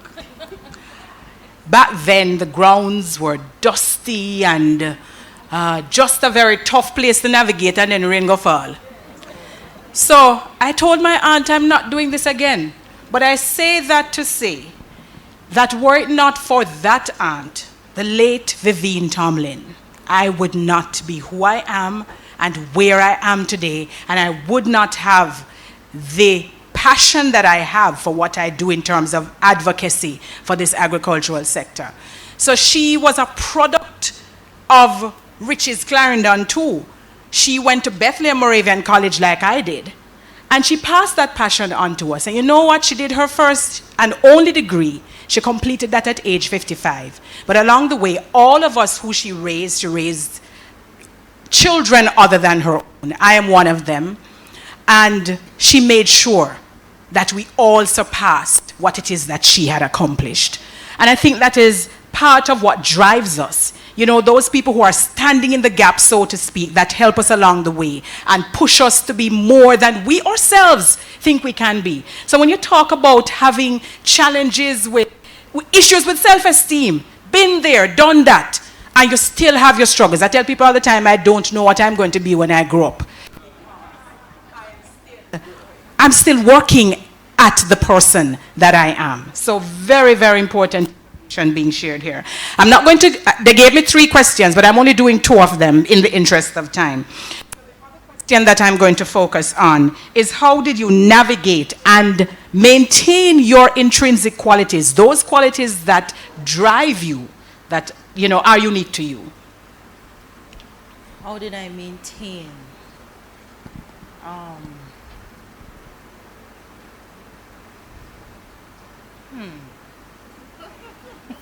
You're still working at it, you know, so it's work in progress. So Yes, how are you maintaining? How am I maintaining? It's just who I am. I mean, I'm not even sure how to. Just who I am, the intrinsic qualities. I go each day, being prayerful. I know what I want. I know what I want, and I just have to keep my mind focused. I try to keep my mind focused to go after the goal that I have for my future. And that's basically, I mean, I have my mentors, I have my family, my support system outside of, at work and outside of work, at church. So all of that Combined. compiled together Yes, yeah.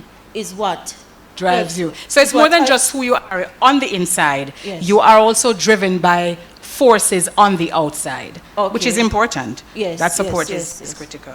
All right, let us move to Dr. Young. What intrinsic qualities do you have that you think help to navigate your path, and how do you maintain it? How do I maintain it? So what I do is, I think believing in yourself is very important first.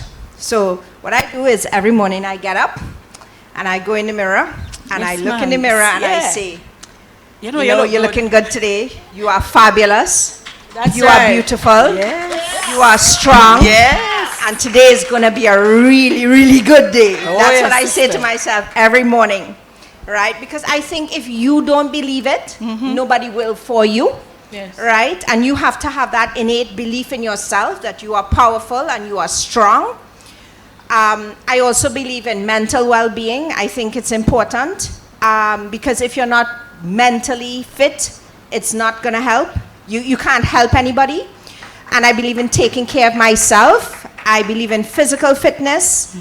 I go to the gym in the morning, 5 o'clock, right? Because I need that. I have a very physical job and I need that. I need that physical fitness because it makes me normal. Yes. And I tell my boys sometimes, if you want a normal mommy, just give mommy a chance to do what I need to do. And then I also believe in being around nature. As I said, a greater goodness. I have to be outside. I have to be around greenery. I have to be around animals. That's what keeps me normal and sane.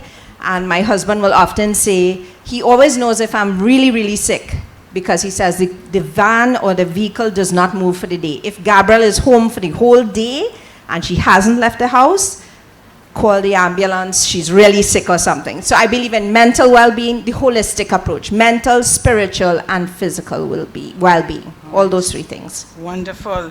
And let us move now to the mighty one. Miss Pauline, how is it for you? What are those intrinsic qualities that help to drive you, and how do you maintain them? At Mighty Spice, we are big on quality. My family, thanks to them, they're always supportive, always saying, especially my daughters, no, mommy, we have to do this, we have to do this so that we can maintain the quality. Our products, thanks again to our supporters and our customers most of all. Sometimes when it's rough and we feel like giving up and I open my email or my WhatsApp, I would see some encouraging messages coming from my customers telling me, continue to do what you're doing because you don't know what you have and what you're doing for us. We thank you very much. And those are some of the things that really push us to continue. We produce, as we say, natural products without natural seasoning, with no MSG, no salt, no additives. And today, we have moved further to using all those products at a restaurant. And trust me, like today, there is not enough food to sell. Wow. I have some customers here, and I know most of my motivation comes from my customers and my support team. Mainly my family members. I have my brothers who would travel from Hanover. We are located in Kingston, to come to Kingston to come and assist whenever we need help. Thanks to all of them. All right, thank you, Ms. Pauline. And clearly, you're a group dynamics person. You move with those who are moving in tandem with you, and that's a good thing. It means that you will continue to reap success in your business. Lisa Myers Morgan.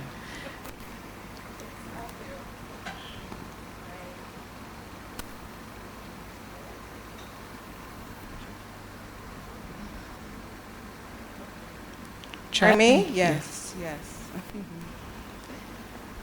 Well, what is very important for me and has kept me is my relationship with the Lord, right? It's as if there is this partnership that has to be sustained in order for me to continually be in that position of being the best that I can be. I'm not sure if you get that, right? It's like Daniel. When Daniel, Israel was taken into Babylon, and Daniel, he was considered the best in terms of the sciences and everything in Israel, and then the Babylonians took him. So I see myself in terms of that spirit of excellence that the Lord has put upon me, with the intent to serve Him ultimately in all that I would do or say. And because of that, there is this innate desire to want to help and to solve the problems and issues. I'm getting back to my role in terms of research in agriculture, because there is this innate desire to see, for example, this watermelon thing, to see that the farmers will be able to get back fully into watermelon production, or if there's some other issue. But I know that it cannot be done overnight or by myself. That is why, we have partners, HL and Agro, to get this grant. We have our private sector, we have our public sector partners working in tandem to help our farmers, right? I want to acknowledge also those who are my cheerleaders. My husband is one of them, and I am married to an extension officer, Mr. Morgan, from Hanover, right? So that is a connection with Hanover, right? And he is one of my cheerleaders. And I, just want to give thanks for, again, the colleagues who have been there. But what is important is that relationship that I have with, with the Lord, because if it were not for that, I know that I would have been derailed along the way. But I have had to maintain that. Not that I've been consistent, but I know that it is key and critical, at least for my life and where I am today. I've also want to encourage young people too, because, self-development is also important. We are born with what we have as talents, but then we need to develop these other skills that become relevant in terms of where we are working and where we are serving. And I knew that I had to further that, whereas I was concerned in leadership training and other management type training or supervisory training to facilitate that. And I also get encouragement from the young people, because since I've been in this area, I've had young people who I don't know them. They call me because they've been referred to me for advice. So you develop relationships with them. With them, right? And I seem I light up and take pleasure when I facilitate their well-being. So these are the things that, encourage me. All right. And I'm going to leave it there, but there's just one thing that I want to do before. This is a poem that is very familiar to all of you, or should be. But I've read it many times over the years, but it has never meant as much as it means now. Phenomenal woman, Maya Angelou. Pretty women wonder where my secret lies. I'm not cute, nor am I built to suit a fashion model's size. But when I start to tell them, they think I'm telling lies. I say, it's in the reach of my arms, the span of my hips, the stride of my step, the curl of my lips. You can't miss seeing my lips. I'm a woman, phenomenal woman, that's me. I walk into a room just as cool as you please, and to a man the fellow stands or fall down on their knees. And when they swarm around me a hive of honeybees, I say, it's the fire in my eyes, and the flash of my teeth, the swing in my waist and the joy in my feet. I'm a woman, phenomenal woman, that's me. Men themselves have wondered what they see in me. They try so much, but they can't touch my inner mystery. When I try to show them, they say they still can't see. I say it's in the arch of my back, the sun of my smile, the ride of my breast, the grace of my style. I'm a woman, phenomenal woman, that's me. Now you understand just why my head's not bowed. I don't shout or jump about or have to talk real loud. When you see me passing, I ought to make you proud. I say it's in the click of my heels, the bend of my hair, the palm of my hand, the need for my care, 'cause I'm a woman, phenomenal woman, that's me. Ladies and gentlemen, put your hands together and salute these phenomenal women. Thank you. Thank you, ladies.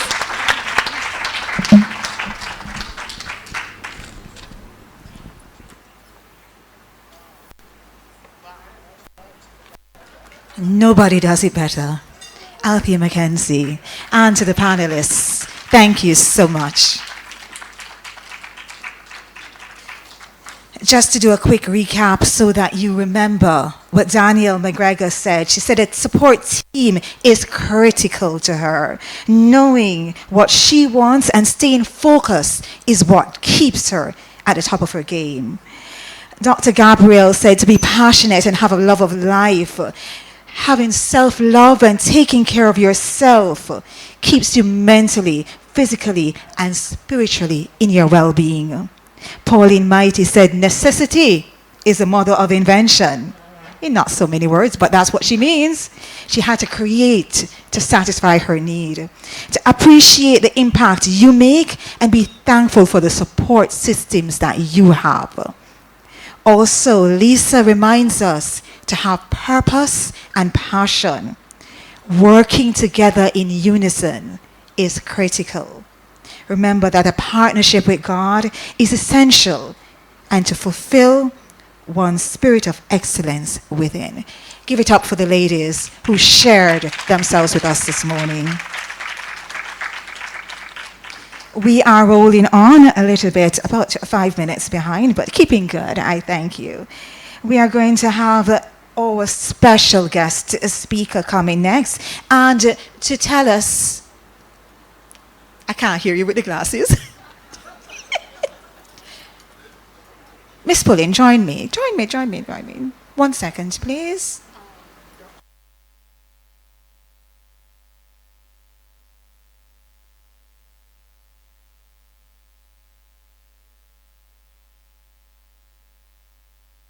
A little change. I'll do anything for Miss Pullin. So when she tells me to jump, I'm going to jump. We are going to have a presentation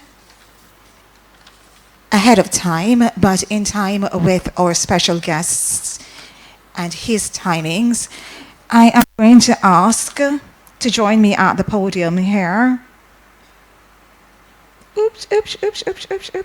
1 second, please. Okay. because he has to go, the Honorable Mr. Franklin Whittle will be giving his gift at this time. So, Mr. Whittle, could you please join me on podium, and to present to Mr. Whittle, I will ask Miss Paulette Wright, phenomenal woman who received her acknowledgement, was it last year? Make her welcome, and also our Honourable Minister Franklin Whittle, representing the Ministry of State in the Ministry of Agriculture and Fisheries. Could we both have them here now and the token to show appreciation for your time and effort in joining us here today?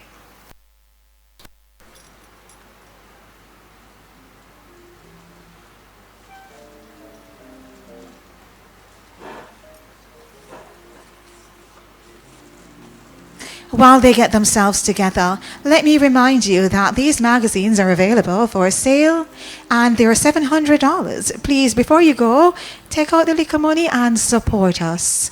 Buy one, buy two, buy three even. The Phenomenal Woman in Agriculture 2022 magazine is sleek and it is awesomely informative. You may go ahead now, please. Thank you.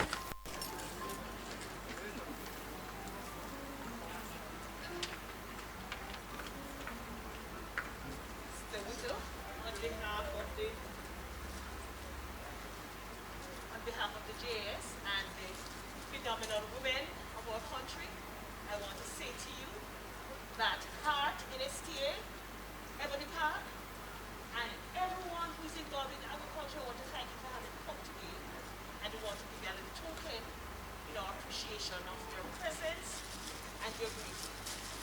Thank you very much. I know you're from the Breadbasket Parish, but then Clarendon is saying they are running rival with you. And she says also say that. So if everybody rivals St. Elizabeth, we'll all have enough food and we'll be secure. Thank you very much.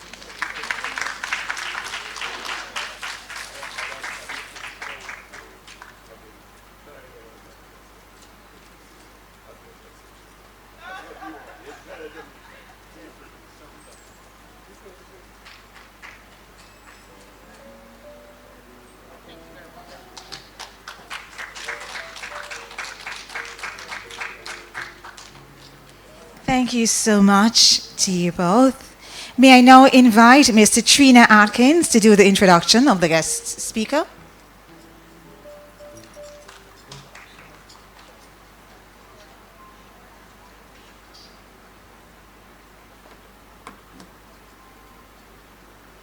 I must say I love agriculture because it gives me the opportunity to always step outside of my comfort zone. Thank you, Madam Master of Ceremony. To all my distinguished guests, to my fellow awardees, to the organizers of this event, ladies and gentlemen, good morning. I was given the esteemed task of introducing our guest speaker for today.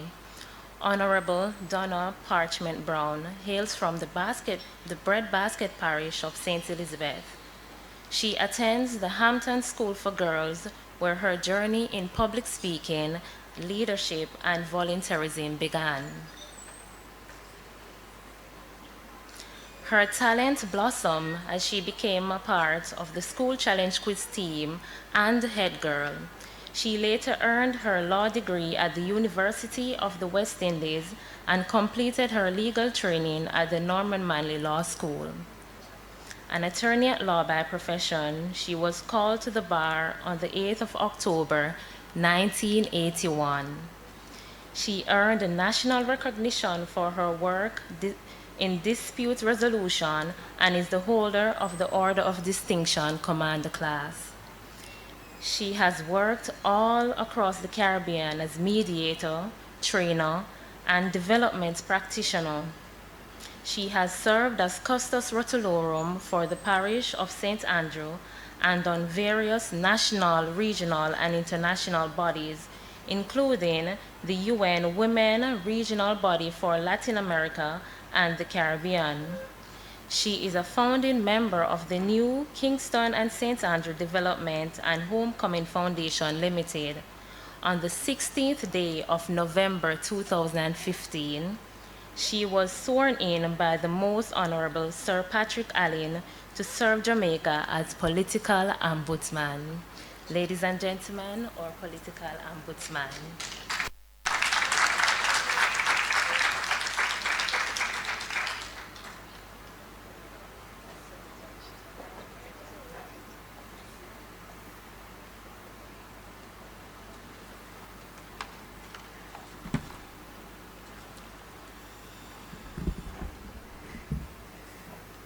This is a wonderful day, and I'm so happy to be in this place with you this morning.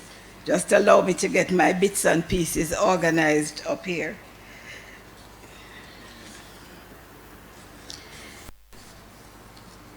Madam Chairman, allow me to and adopt the protocol that published this morning.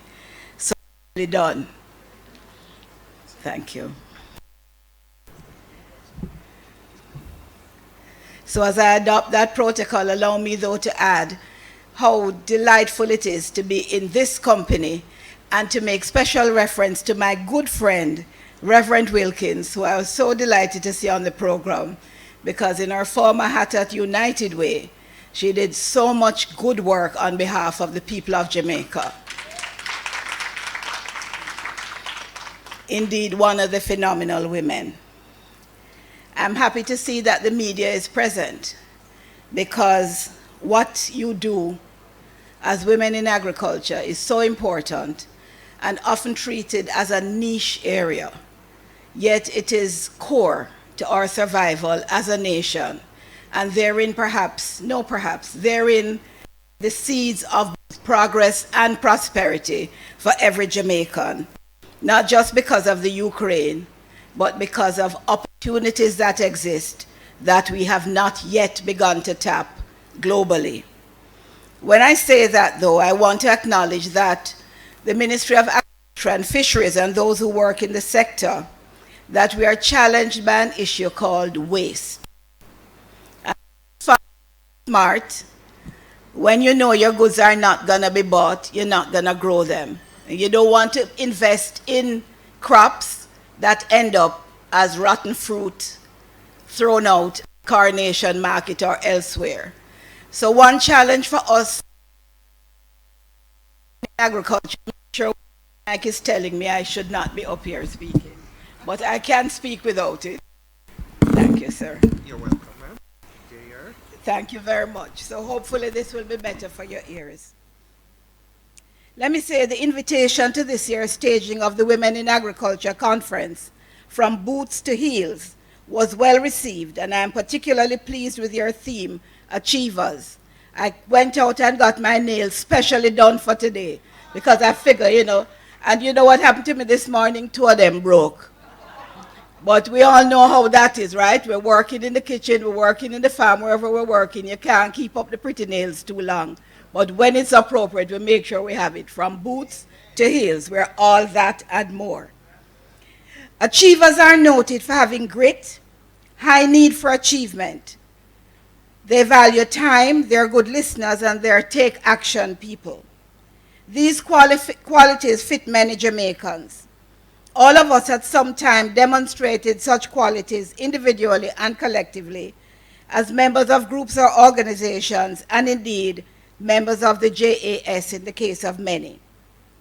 Many of us are familiar with and often quote Proverbs 31, 10 to 31, which lays out many qualities of the virtuous woman.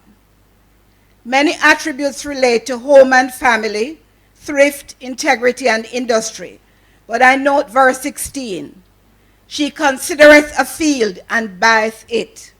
With the fruit of her hands she planteth a vineyard. And verse 31, give her of the fruit of her hands, and let her own works praise her in the gates. I salute writer Lemuel, a biblical king of long-forgotten Massa, who so long ago recognized and articulated the benchmark for the woman as high achiever, worthy of admiration, emulation, and documentation. As we have seen in all the speakers who preceded me, women are indeed worthy of admiration, emulation, and documentation here today. You know, even in preparing myself for today's talk, and it just kept coming through my mind. Today's talk, that's the equivalent of the phenomenal woman in the Bible, the virtuous woman, would be Strength of a Woman by Shaggy, and She's Royal by Taurus Riley, both applicable to you, my phenomenal sisters. They were talking about you, and I'm honored to have the opportunity to salute you. A little fun fact, 11% of the global population, that is 11% of, I think, is it 7 billion people on earth now? 11% of that are male farmers, and 8% are female farmers. Yet 100% of the world's population depend on farmers for the food they consume. We hear stories of starvation in many places, and more of that to come.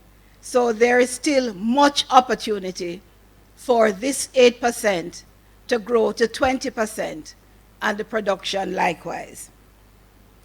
As you heard, I'm a child of dear St. Bess, raised on my parents' and on my grandparents' farms. And in my childhood experience, the women were mainly farm workers or secondary producers. That is the agro-industry and sales segment. The women, for example, converted corn to hominy and to cornmeal, or bitter cassava to bammies for human consumption. That was my upbringing. But we have senior 2019 honoree, and I'm not sure if she's here, Cardia Thompson. Is Cardia here? All right, convert cassava to animal feed. And we know there's a challenge right now for animal feed and also for fertilizers. So that kind of innovation is absolutely vital now.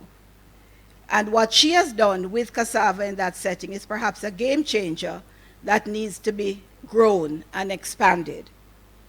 Some famous, insightful comments on farming come to mind. Brian Brett says, farming is a profession of hope. And sometimes in the world we're a little short on hope. And you may not think of yourselves as the people who create hope, but you know, I always say to people when they minimize the importance of people who are farmers, and there's a lot of that going on. I say the thing about a farmer is that they have to plan, they have to be great planners, and they have to be great implementers. They're up at 4 o'clock when the rest of us are sleeping. They have to know what crop they're going to plant, when they're going to plant it, what are the inputs required, and how they're going to do it, whether they're talking about crops or animals, or post-production where they're doing agro-industry. It's an optimistic but realistic profession. But even more profound, by Arthur Keith, the discovery, development of agriculture was the first big step towards a civilized life. The first big step towards a civilized life. Agriculture has evolved way beyond backyard gardening or family farm for the needs of the family to a 21st century phenomenon, and women are championing it right along with our male counterparts. We have seen the world move from foraging and hunting and moving with the seasons to predictability, to quality control and processes. It is no wonder then that in a letter written by Thomas Jefferson to George Washington, he stated, agriculture is our wisest pursuit because it will in the end contribute most to real wealth, good morals, and happiness. This quote is as relevant and globally accurate today as it was in the 1700s. I believe this observation was shared by the British colonizers of Jamaica, who knew Jamaica to be the jewel in the colonial crown, as in 1895, under the instruction of then Governor Sir Henry Blake, the Jamaica Agricultural Society was formed. Its vision then was to stimulate the interest of farmers and serve the needs of the colonial farm community. The JAS remains the oldest and most deeply rooted organization in agricultural development in the Caribbean. And I salute all your guests who are here from all over the Caribbean and elsewhere as part of this important occasion. Congratulations are in order to you, JAS, 127 years is worthy of celebrating, and we recognize the stalwarts and visionaries of the society and the tremendous positive changes you have made to be inclusive, democratic, and responsive to Jamaica's needs, leading the way. Indeed, it can be said to everyone, if you ate today, thank a farmer. Food security is as important a concern today in Jamaica, and I dare say around the world, as crime, COVID, and corruption. The only thing is that food security has a clear, straightforward solution that is within our capacity quickly. Agriculture is the foundation of civilization, and it continues to impact stability in world economies. Right now, the lack of so many products that are produced in the Ukraine, which is in the top 5 producers of almost anything we need on planet Earth for our use. It creates a space for us. Our economic health can be enhanced through food security. Everyone should be able to have access to government support in doing what is needed. And my friend, the Minister of State, is not with us at the moment, but he talked about 2 projects where there were some 20% allocations that could potentially benefit women. From where I sit, you need more. 20% is a recognition. It is not action that is required. There is, of course, the ongoing concern about access to land, and I'll speak more about that in a moment. The Sustainable Development Goals, of which you all are aware, have 3 important goals that I think relate directly to what we're talking about today. Goal 1, no poverty. Goal 2, zero hunger. Goal 3, gender equality. I think that's actually goal 5. They are imperatives that depend on, but are not by mere statement of intent. So they require action from all of us to create an emotionally strong, intuitive, and respectful, goal-oriented country. We need to bring more of the values and practices of women from the home into the workplace, whether that's a farm, an agro-industrial complex, food production, or a ministry of government. Ladies and gentlemen, we have work to do. I'm delighted with your track record, and I remain optimistic that Jamaica's agricultural future can be bright as it was in colonial times, where we were, in fact, the jewel in the British crown because of agricultural production, based on a corrupt system, but now possible based on a clean system owned and driven by ourselves. Our young people are now afforded opportunities, and thanks to the committed teachers, mainly women, at all levels, who contribute so much to this.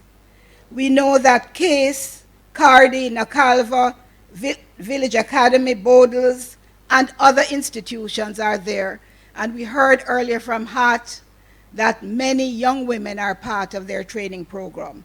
We are also aware of the 4-H Club movement. All of these require more funding, more support, more visibility, so that the industry, the business called agriculture, can have a strong sustainability and growth option.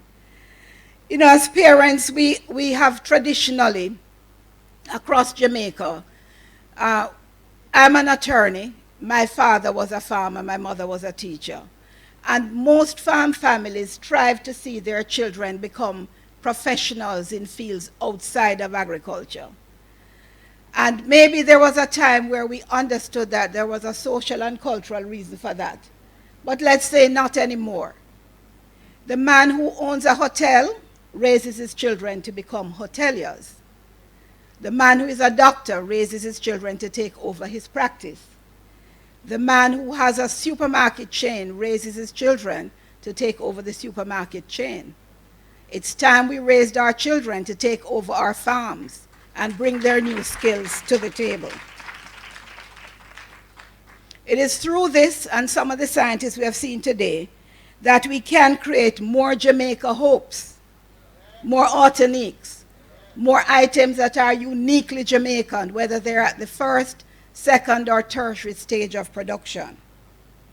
Women have always had an important but under-respected and undervalued role in agriculture, and we have had a critical involvement in farm operations globally.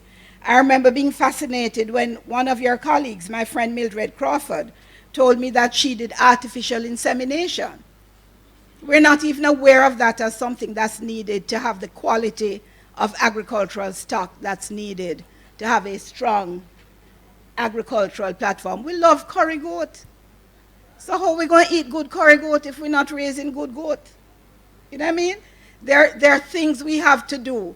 And I want to challenge the JAS, and this is not in my speech, but JAS, I want to challenge you to bring in more of the technical advisory capacity with a future-looking view. How can we have a 5-year, 10-year, and 15-year plan for agriculture? Maybe you have it already, and I'm just not aware. But we all should be aware that these women can look to and see the resources that inform that strategic plan to be able to do what is needed for themselves, their families, and for Jamaica. I want you to applaud me for that one. Join me in challenging the JS. Further, rather, the JS and the National People's Cooperative Banks must be felt, not just present, but felt in every nook and cranny of Jamaica. As a child with my father, we often went to the JS annual general meetings, where the farmers gathered in St. Elizabeth, in Newell, for their different meetings and could exchange ideas among one another as farmers. And I know the COVID period has cramped your style somewhat, but I think those things had fallen out of style to some degree. And they were able to gather and have a democratic place in the JS. And you know, that's something I remember as sort of where you started to learn about democracy, that our organizations must hear from us, and we have a duty to let them hear and to contribute. I note the work and contribution of the Jamaica Network of Rural Women Producers and the Caribbean Network. I had the privilege as CEO of Dispute Resolution Foundation to work with the then Bureau of Gender Affairs when we received the largest United Nations Women Grant to Jamaica, and we were able to partner with the JS and others to advance the interest of women. More of that is needed. We must write grants, we must apply. When the EU, USAID, and UN put out these calls for proposals, somebody here must be able to write the grants so that you can get that free money to do what it is that you need to do and you're capable of doing. I applaud your successes as you have tried to promote the products made by members, endorse relevant training, and advocate to encourage and sensitize us to the needs of rural women and farmers in general. I understand that today 67% of the agricultural sector are women in a particular aspect. I think that's in banana. But you're all dogged by lack of financing and lack of access to land. Another fun fact, although I don't find it funny, I find it rather sad, that less than 20% of land owned globally is owned by women. Why we only own 20% of the land? Why? Why your name not on the titles of your husbands? Why when you make your wills you're not leaving land to your daughters? Hello? We need land. So you have a 50 acres you're working on now, or you have some plots. Whether you're going to lease or you're going to buy, the financial institutions will give you money to do your business if you have the thing they call security. Land often provides that opportunity for us to access resources. You're successful farmers, so you know you can pay back your loans. You're not really putting your land at risk. The same way you take student loans so your children can go to university, as my parents did. So let's use what's out there, but land is important. I think in this time as we reset for Jamaica 60 or Diamond Jubilee, please remember to use things like the LAMP, Land Administration and Management Program, to bring your lands that you are using or you're aware of, or your friends' lands, into a legal framework. This is again where the JS can be helpful by partnering with LAMP to go out and educate our women farmers about their ability to support you. Also, some of you have lawyers for different things. Let them help you get lands to lease or own, for the reason I stated. Something was said earlier about men working together and women now learning to work together, because we have tended to work in support of our families while men have tended to work outside with their peers. But the cooperative impulse within us can also be nurtured to undertake new ventures, whether, as we heard from Ms. Mighty, that she depends on a number of farmers to get product to do her business. Let's enter into those arrangements and contracts so we support our sisters. In this sense, I agree with Tamisha Lee, President of Jamaica Network of Rural Women Producers and member of World Farmers Organization Women Committee. In her 2020 Rural Women Day message, she said, "A post-COVID-19 world will require women who are robust, flexible, and empowered to think and act. Likewise, a post-COVID-19 will also require governments and key development agencies to invest in our rural and indigenous women and girls now, so their resilience can be strengthened, and I dare say, so that your capacity is to ensure more women like you can flourish." The media is so important to us. This is not a small story. It's the story of Jamaica's recovery. As Jamaica's political ombudsman, we had to learn to be flexible even during the pandemic season. And one of the things we did was to acknowledge what had been said about the lack of civic knowledge and the resultant lack of participation of citizens, perhaps in voting, and the low level of trust in society. So we came together and we launched a civics handbook called Jamaica Strong and Free. I'd like to take the opportunity to invite Ms. Pullen to come forward and accept a presentation of a hard copy of the book. It is available on our website, and I think you will find it very useful as citizen leaders in Jamaica, because I expect many of you farmers are also JPs, you're also leaders of your church groups and others. So I'd like to make this presentation to you today. Take off this. Yes, certainly. Great, great. Thank you ever so much. Yes. Thank you. I saw you on television before and I was just so impressed. Yes, thank you so much.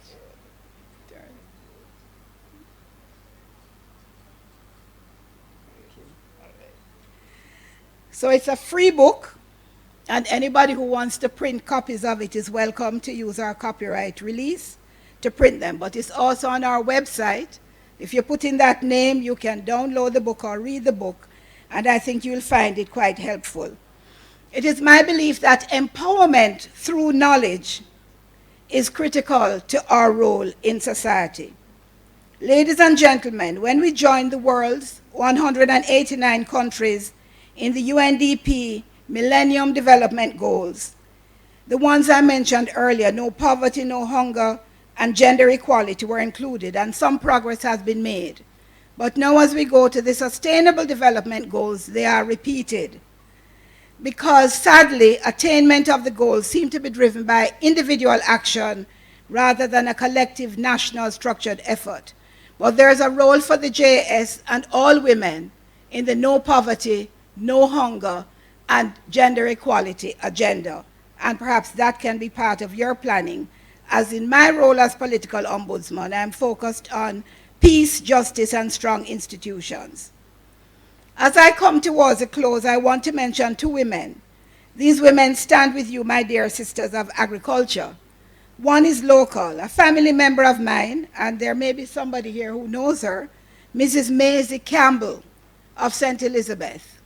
Is the RADA rep from St. here? No. Okay, I know Mr. Witter would have known her. So Maisie Campbell was recognized as one of the largest vegetable and fruit farmers in Jamaica, as she had many persons to produce yearly a bounty of watermelon, scallion, and tomatoes. She was a woman farmer, a whole business all by herself, producing lots of quality goods. And then secondly, I want to go to our large neighbor to the north, where Mrs. Michelle Obama, the wife of the president then, stirred great political controversy, but thankfully also praise in her country when she became the voice for farming on the grounds of the White House. And for what? For improved nutrition for children and to promote organic farming. Both very important things. So whether you're in a place of power on the global stage or you're a regular woman right here in Jamaica or in any country present here today, you can make your impact, as we have seen also from the phenomenal women today. There's such a long list of women whose names I could call, but that would keep us here all day. As a child, I wasn't really that involved in the life of the farm, but we were conscious that our cattle had excellent dung and our goats had excellent dung that made great organic fertilizer. These would be gathered and rubbed and then put at the root of the plants. We also, because I'm from Senti, remember how they produce the technology of dry farming, a parish that is beset by droughts and low access to water despite improvements, finding an answer on those dry plains to the problem of lack of water by doing the dry farming, adding grass to the farm. As you have said, and Mr. Fulton said this very well previously, women farmers are not a novelty. You're a real thing. Not a novelty, not something cute and interesting, something fundamental and valuable. So today we celebrate with pride this year's achievers who are recognized as phenomenal women. The testimonies of some of these women adds credence to the importance of hosting gatherings such as today's conference. We commend you and everyone involved on the development and launch of the Association of Phenomenal Women today. I want to quote two ladies, St. Anne Farmer, Valerie Lewis. Agriculture has been a lifelong passion, and I wouldn't give it up for the world. And Venet Ruddock, a female farmer at Rio. Now is a good time for women to get into agriculture, especially with the numerous opportunities that are available through the tourism linkages. We read the papers, she says, of women, and we follow the news.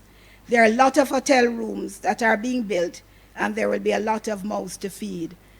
And I say here and abroad, so both for domestic and export consumption, and not only to the diaspora, but to the world at large, even though the diaspora may be a good starting point. These women are among many who continue to contribute to their communities and to nation building. You, my sisters, are a great example to girls and boys. You, by your achievements and your sacrifice, are the best of who we are and who we can be. We are a blessed country, capable of driving all these charters and policies that will give women our rightful place in Jamaica, the Caribbean, the Americas, Europe, Asia, Africa, and across the globe. We must not waver or be afraid to fulfill our potential. We heard earlier, when an opportunity comes, let's say yes, even if it seems a bit far-fetched or remote. But let's say, hey, I'm going to give it a try. So often we succeed. We must not be afraid to fulfill our potential, using our water boots or our heels, depending on what the occasion demands. We must underline our importance and our contribution in every sphere and context.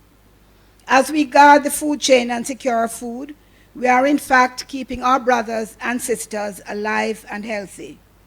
Bravo, achievers. In the word of Jamaican poet Christopher Martin, let me say with apologies for the changes, you're a big deal. And all of the women, them a big deal too. Congratulations, and thank you so much for having me.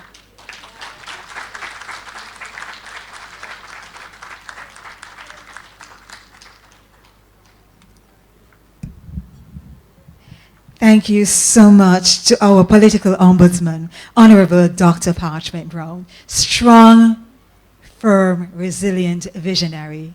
We applaud you, phenomenal woman.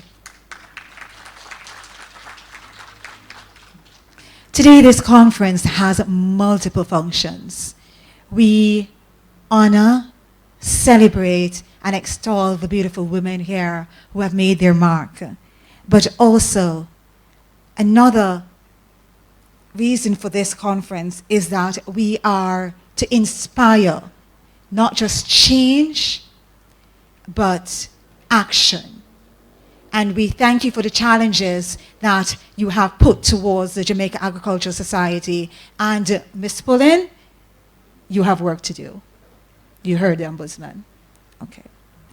Just to remind you also that the objectives of this conference is to highlight the women in the agricultural sector, to recognize her contribution to community and national development, to develop a charter to drive policies that will ensure that she gains her rightful place as an equal to her counterpart, while at the same time maintaining her intrinsic values and qualities as wife, mother, partner, and nurturer, and also to inspire women at large to achieve their fullest potential. In 2019, we had 20 phenomenal women receiving awards for outstanding contributions to the agricultural sector. From this cadre, 2 have received national awards, namely Mrs. Jasmine Holness. She received the Order of Distinction 2019. Let's applaud Ms. Holness. Also, Dr. Florence Young received the Order of Distinction in 2020. The Jamaica Agricultural Society continues to serve women by raising their spirits and profile, and ably at the head is Mrs. Pullen. Continue the hard work. At this time, we are going to have a shift in the program where we will have an interlude while we serve you a little refreshment. Mr. Music Man. Thank you.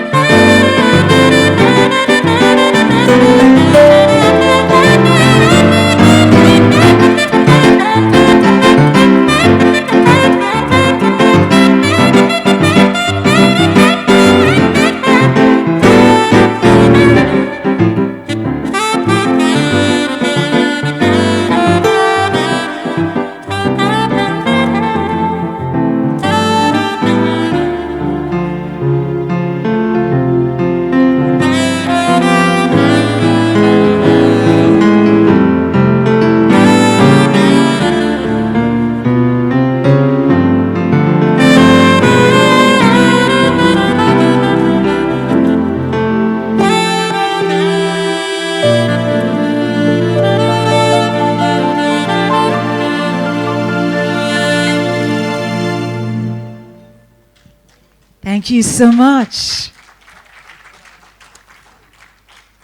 Mr. Warren Hay, accompanied on keyboard by a gentleman who has not identified himself. But thank you, you're doing a great job. Before the night is over, I'll get your name. Thank you. Ladies and gentlemen, thank you so much for being an awesome audience today. As we go back into the program, we know some of you are still having your little munchies, so we'll be mindful of that. In the meantime, I am going to ask the persons who are going to be accompanying us to do the awards of the plaques and the gifts to ready themselves. Our AV Vision team is set up and ready to roll the vignettes to give you information about our awardees. Awardees, this is your moment. When you hear your name on the vignette, we ask you to rise and make your way from that end on stage, where our sponsors and partners will be there to gift you. Okay? As we begin, the first on the list, Miss Trina Ack. Oh, Lord, have mercy, Miss P. May jump ahead of you. Ladies and gentlemen, reel back the tape. May I ask Miss Pullen to join me on stage? Thank you. Are too excited, don't. Then turn off your water. Then turn off your water. Don't. We are about to launch our Women in Agriculture 2022, ably done by our chairman, Miss Janet Pullen.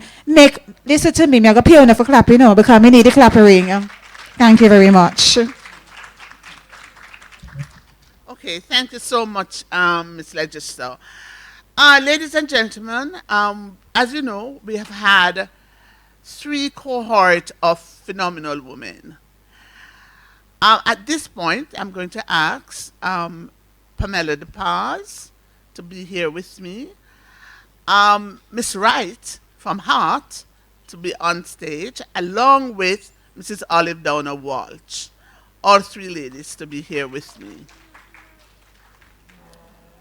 I know some people mouth full, but swallow and come quick. Ladies and gentlemen, we recognize that women in agriculture and the whole matter of the phenomenal woman is not just for a showcase. It is for a purpose. And when we look at the cadre of women and the mountain of expertise that exists in this cohort of women called phenomenal women, the JAS recognized the importance for us to now put this into an association. So as of today, we will be having the JAS Association of Phenomenal Women.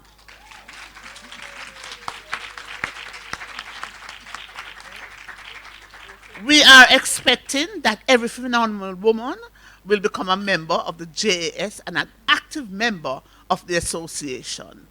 The association is built on 2 primary pillars, one of advocacy and the other of mentorship. And today, it's not by chance. Unfortunately, I don't know why the water at the fountain not on yet, but it's on now. Good. In the matter of advocacy, today, I must say to you that one of the things that the association will be spending a lot of time with, and I'm sorry the minister is not here, is that we believe in 2022 it's an indignity of my sisters in some deep rural communities still carrying water on their heads. And as such, we will be vocal, vibrant, we will march the march, we will talk the talk, but we are going to ensure that we work closely with government and all the entities to ensure that my sisters in these communities get rid of this injustice, indignity. There are so many of my sisters out there who have beautiful homes and there's no water in their houses. Don't have no water on their farms. And today is 2022. It must done. Right. And here, my phenomenal woman is saying to us, she has to be buying a truck of water almost every 2 days just to get her things going. Ladies and gentlemen, we launched the JAS Women in Agriculture, Phenomenal Women, simply because we recognize that we cannot have this mountain of expertise here as a group and we do not use it and become vibrant and vocal. And so you'll be hearing about us, you'll be seeing us. We are going to become more visible. And not only that, as we advocate, we are going to ensure that as we go through the various pathways, that we are going to do everything in our powers to ensure that those who are coming behind will get a wider pathway and a stronger way of walking the walk. And so it's not by chance that we have some students here from Heart, because they are also going to be a part of the whole mentorship program, how we encourage and ensure that we maintain the interest within the agriculture sector. So I ask my sisters to be here because as you look at that fountain and you hear that water going, we are saying to you that we intend to ensure that my sister, wherever she is in Jamaica, in rural Jamaica, and she is still carrying water on her head, as an association and in collaboration with every one of my phenomenal women, we'll be working to ensure that that bucket come off our head.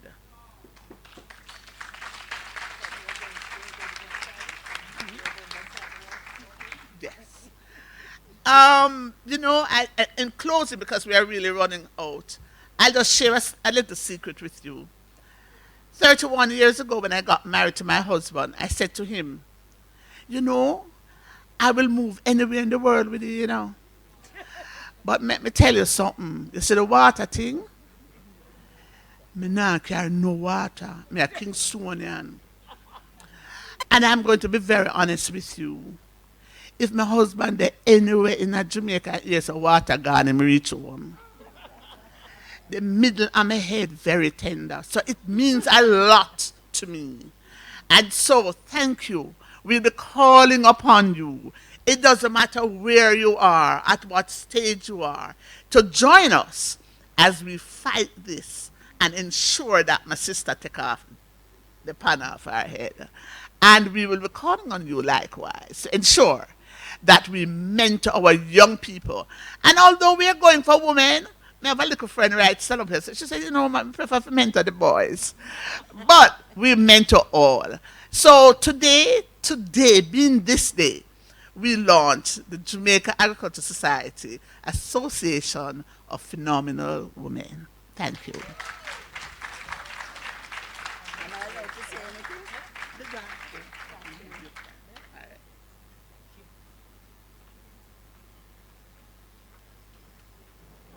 There's a saying that if a woman puts anything on her head, it's because she wants to, not because she needs to. So if a woman wants to carry the water, but let it not be a need anymore. Thank you so much, Ms. Pullen and her core of phenomenal women. The water is running. That symbol was there for a reason. You walked in the room and you wondered why. Now you know. We have a mission. Ms. Pullen, the work just starts. Ladies and gentlemen, let's go on with the show. As I told you earlier, we are now going to be honoring our 2022 recipients. They have been advised of their order, and as their names come up on stage, they will enter and come up to the persons providing them with their gift. I invite on stage, on the platform, to join us, Olive Downer Walsh. Please make your way to the podium. Thank you. And to accompany her, I invite Ms. Patricia Gilling from the Jamaica National Group. Clap them. Thank you. AV Vision, over to you.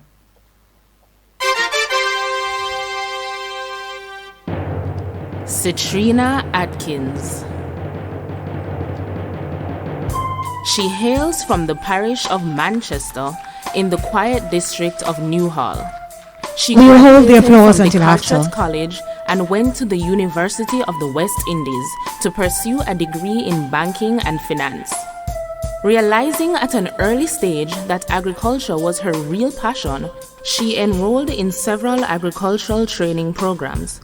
She co-founded a business named after her late grandmother, who was a farmer, Gretty's Agro-Produce. This business focuses on producing Scotch bonnet peppers, sweet potato, yellow yam, and other crops. Citrina was awarded the Prime Minister's National Youth Award for Excellence in Agriculture and Agro-Processing and was later named the CARICOM Young Farmer of the Year in 2021. Ladies and gentlemen, phenomenal woman, Citrina Atkins. Ms. Walsh.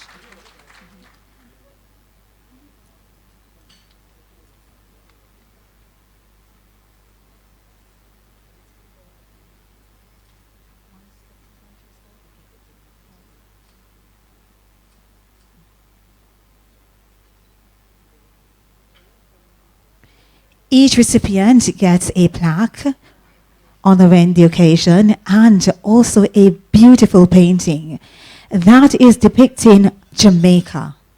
That is a picture of Frenchman's Cove. That is an item done by an upcoming phenomenal young woman, Danielle Pullen. Commission her. She's here today. Where's Danielle?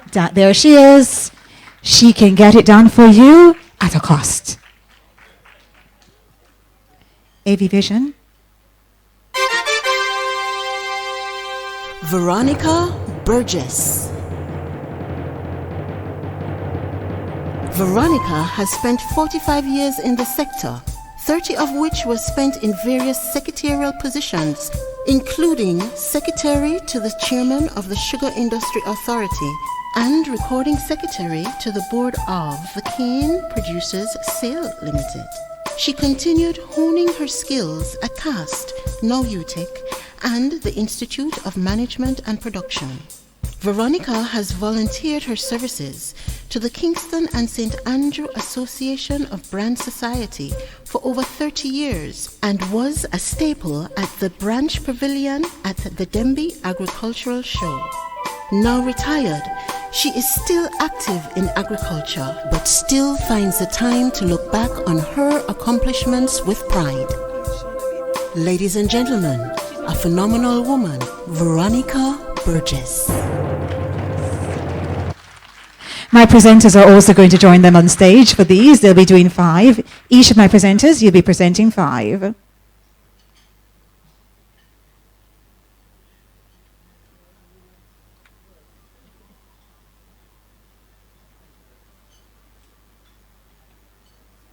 I mentioned the beautiful painting, right? Here's another one.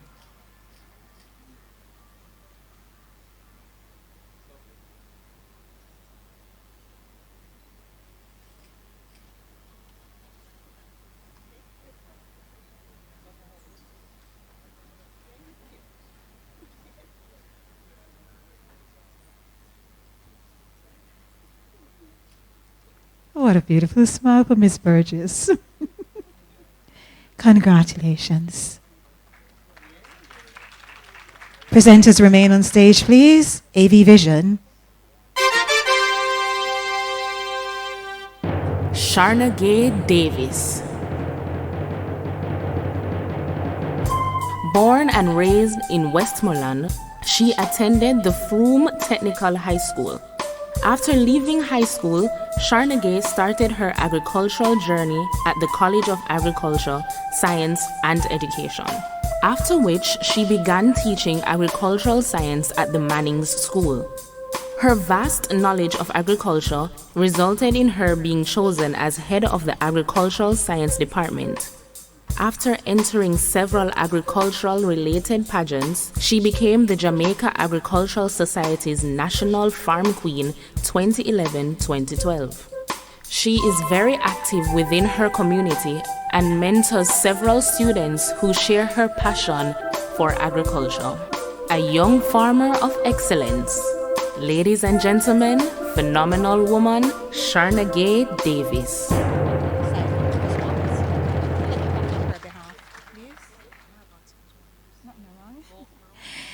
Miss Shauna Gay Davis is unavailable, and accepting on her behalf is Miss Cohen.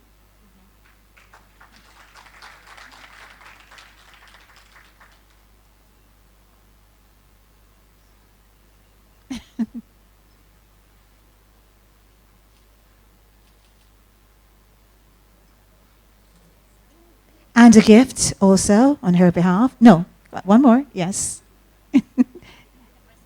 Yes, you may.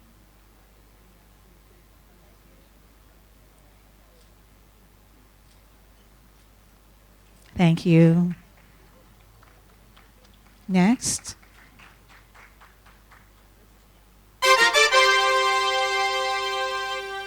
Sadie Dixon Bennett. Born in Hanover, she attended the Manning School. Upon graduating, she went to the Jamaica School of Agriculture, now CASE, where she discovered her passion to bring value and uplift rural lives through agriculture. Sadie attained a Bachelor of Science degree from CASE as well as an MBA from the Washington University. She mobilized several farming families in several parishes through numerous projects. She was also the parish manager for RADA in St. James and Hanover. She has also copped several awards at the annual Denby Agriculture and Industrial Show. Now retired, Sadie continues to enrich communities and community life in St. James. Ladies and gentlemen, phenomenal woman, Sadie Dixon Bennett. Unavoidably detained, so we'll ask Ms. Cohen to receive on her behalf also.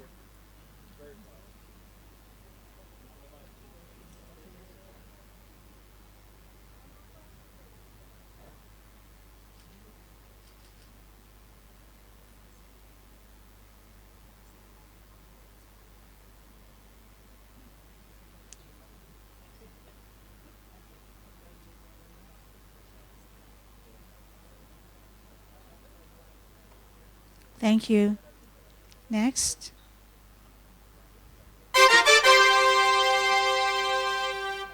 Miss Diane Dormer. Diane Dormer attended the Santa Cruz All-Aid School, the Carteret College, and St. Elizabeth Technical High School, where she completed her secondary education. There, she developed her liking for agriculture and chose that subject for her major. In September 1989, Diane was accepted to pursue the associate degree in general agriculture at the then College of Agriculture, now CASE. Diane furthered her studies at the St. Augustine campus of the UWI in 1994, where she pursued her Bachelor of Science degree. Diane also holds a Master of Science degree in Agricultural Diversification. She is the epitome of the Jamaican farmer. Ladies and gentlemen, a phenomenal woman, Diane Dormer.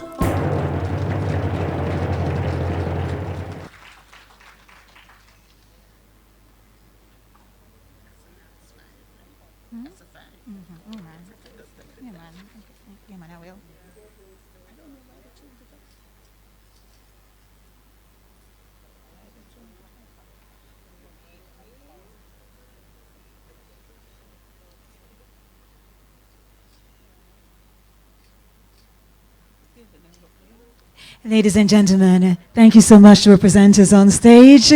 Also, let's have a round of applause for all 5 recipients of Phenomenal Women 2022. To do the next set of presentations, I will ask Ms. Joy Bennett, representing the RJR Gleaner Communications Group, to join us on the platform. She will be accompanied by Miss Patricia DePass, representing Eggs and More.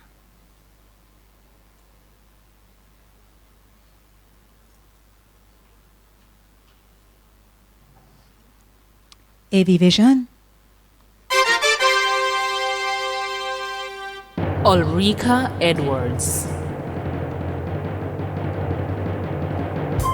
Born in Lioneltown, Clarendon, to parents Alan and Cynthia Ashman, she attended the Clarendon College and a year later transferred to the Glenmuir High School.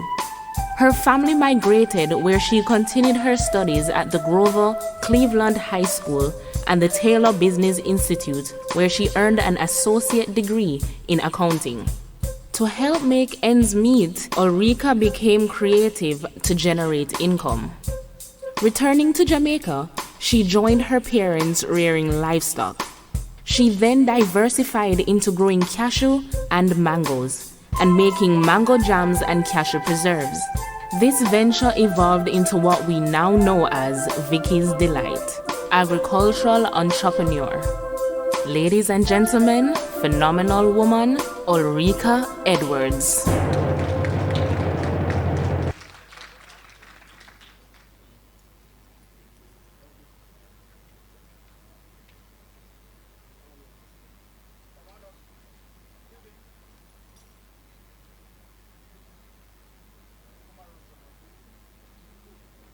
Miss Edwards, step forward. Step forward. Right.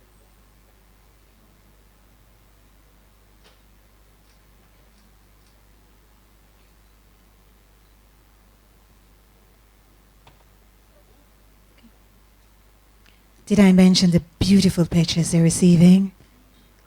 Done by Danielle Pullin. You can get yours, you know. Just negotiate a price with her. Thank you. Presenters, please remain on stage. AV Vision. Valicia Johnson. A community servant. After leaving Waltham Abbey All-Age School, she matriculated to St. Hilda's High School, then Brownstown Community College. She then went on to UTech, where she completed a bachelor's degree in education, family, and consumer studies. After a brief stint at Marcus Garvey Technical High School, she then transitioned into subsistence farming, recognizing her true passion, agriculture. Valicia then started the Sheena's Market, which now serves to mop up excess produce and serves also to provide a consistent flow of income to farmers and their families in the immediate and extended communities. She is the consummate volunteer for several organizations. Ladies and gentlemen, a phenomenal woman, Valicia Johnson.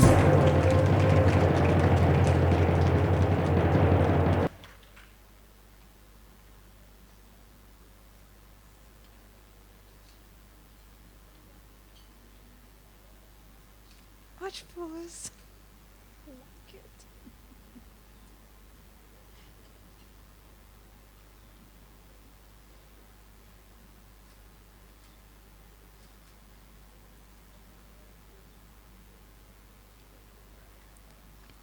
Thank you. Next. Clover Laguerre.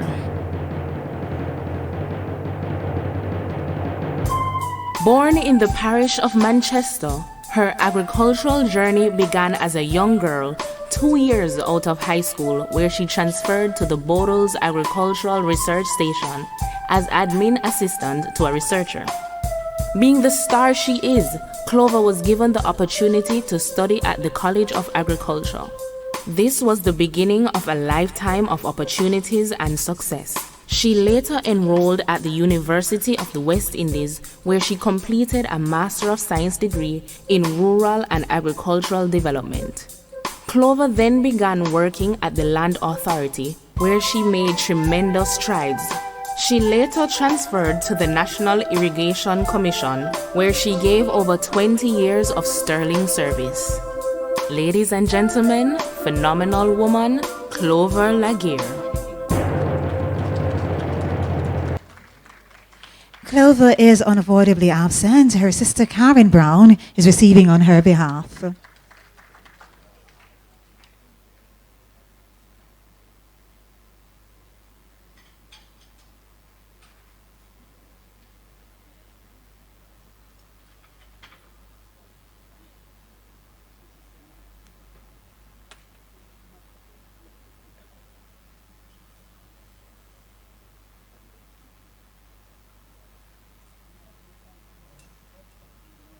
Thank you. Next. Daniel McGregor. Daniel Kerry-Ann McGregor was born in Kingston, Jamaica to Marjorie Daniels and Carey McGregor. Her educational path saw her attending the Covenant Christian Academy and St. Andrew Preparatory School, followed by the St. Andrew High School for Girls. She then began to water her agricultural roots as she pursued a Bachelor of Technology in Agricultural Production and Food Systems Management, which she completed with honors at the College of Agriculture, Science and Education. She went on to complete a Master's of Public Health at the University of the West Indies. Daniel has spent over 8 years working in the Food Storage and Prevention of Infestation Division of the Ministry of Industry, Investment and Commerce. Ladies and gentlemen, a phenomenal woman, Daniel McGregor.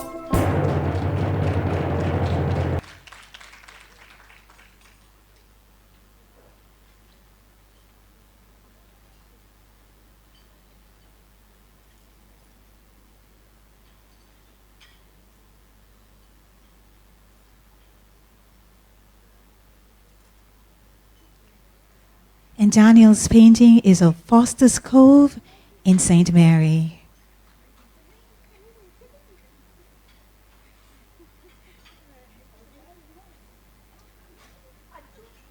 Thank you. Next.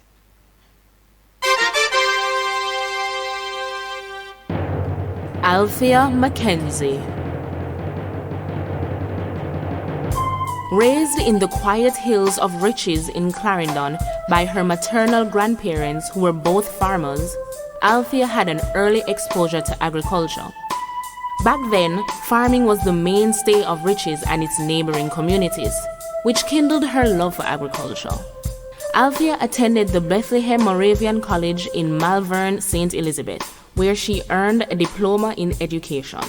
She also holds a Bachelor of Education and a Master's degree from the University of the West Indies.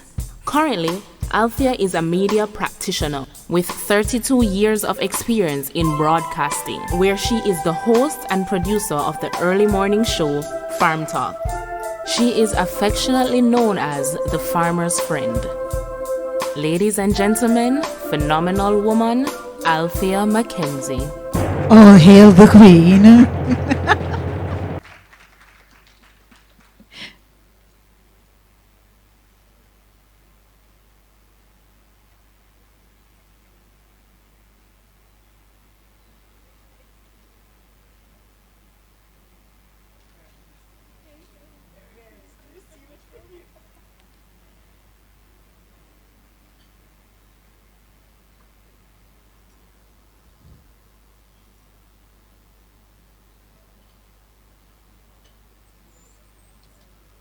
A big round of applause to all presenters and recipients. Phenomenal Woman 2022. Thank you so much. I now ask the next set of presenters to join us on the platform. Representing the Heart NTA Trust, Dr. Sasha Shimhu. And representing the Jamaica National Group, could I ask Miss Paulette Wright to join us on stage. Miss Wright.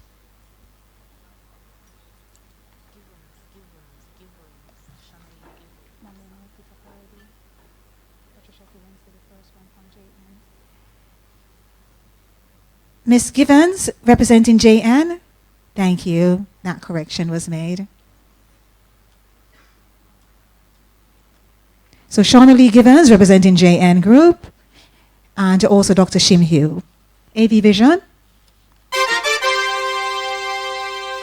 Pauline Mighty. Born in Corps, Hanover, she attended Friendship All Age, Mount Ward Primary School, and Nakalva Secondary, now Technical High School.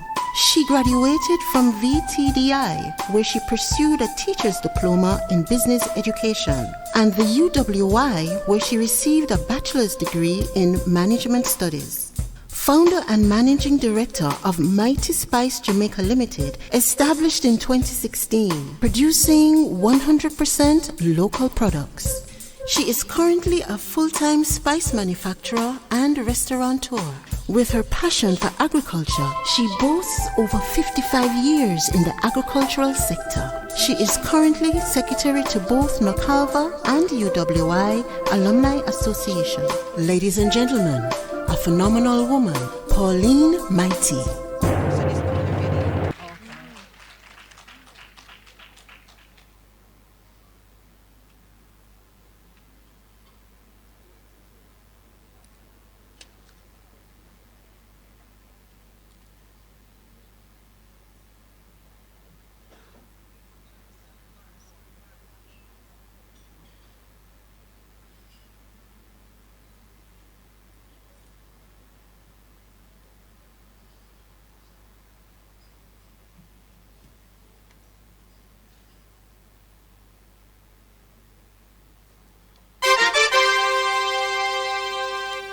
Beverly Miller. She holds a postgraduate diploma in management studies, a certificate in project planning, preparation, appraisal, and management, and a Bachelor of Science degree in the natural sciences. Beverly's career in food began at the Bureau of Standards Jamaica in 1973 as a food inspector, where she quickly rose through the ranks. She represented Jamaica at several regional and international conferences, including the Food Protection Conference of the Americas in Washington in 1984. Beverly has over 45 years of experience as a food scientist and administrator. She is an adjunct lecturer at the University of the West Indies and at the University of Technology. Ladies and gentlemen, phenomenal woman, Beverly Miller. Receiving on behalf of Ms. Miller is Ms. Dudley from the JAS.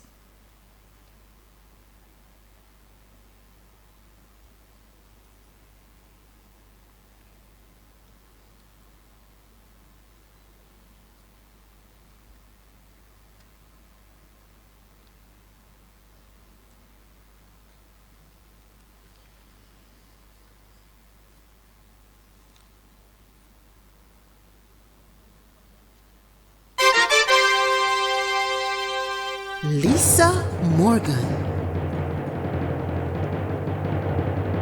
Steadfast, dedicated, task-oriented are just some of the characteristics which describe this agricultural scientist. For over 25 years, she has given selfless service through the Ministry of Agriculture and Fisheries to develop agriculture in Jamaica.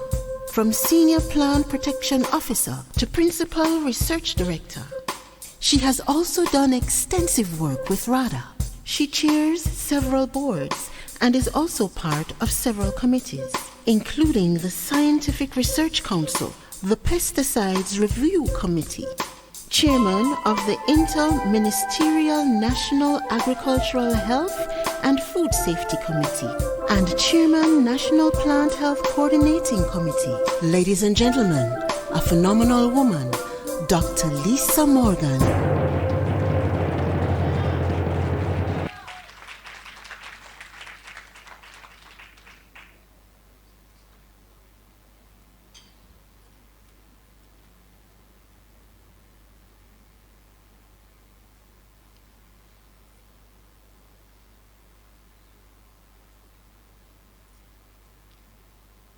Thank you.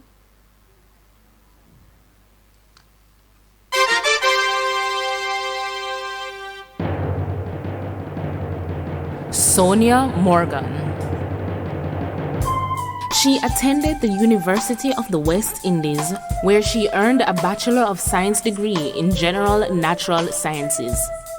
Sonia began her significant and impactful journey at the Bureau of Standards Jamaica in 1993. Throughout her professional career, she has made strides in the development of standards in Jamaica. Her pet project was the National Program of Certification of Agricultural Produce, CAP. This led to the development of a guidance manual, which was endorsed by the Jamaica Agricultural Society in 2007. A devout Christian, she continues to serve with honor and distinction, making an invaluable contribution to food standards in Jamaica. Ladies and gentlemen, phenomenal woman, Sonia Morgan.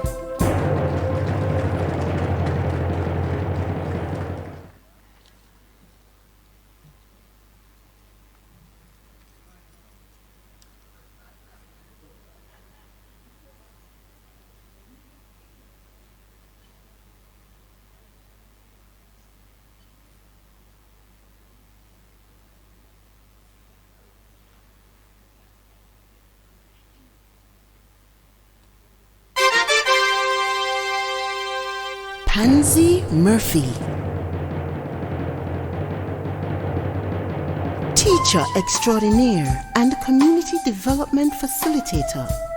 Born in Bath, St. Thomas, she started her teaching career as a pre-trained teacher, serving at the Hayfield and Bath primary schools. She continued to qualify herself at several institutions, the last being the University of Technology, where she acquired a Bachelor's of Education degree in Home Economics, Food and Health. Over the years, she has used her knowledge and skills to great success at the Port Morant Primary and Junior High School. Through her work, the school has copped several awards. Now retired, she serves her parish in several ways, including Treasurer of the JAS Port Morant. Ladies and gentlemen, a phenomenal woman, Pansy Murphy.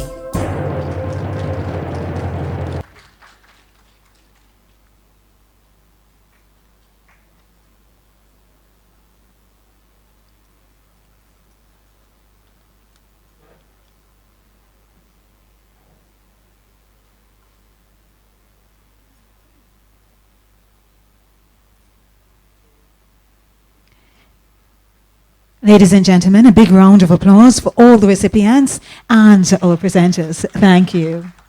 Phenomenal Women 2022. We will now ask to join us on the podium representing Carib Chemicals, Georgia Robinson to present the plaques and Sharila Mowat to present the gifts. Ms. Mowat represents H&L Agro.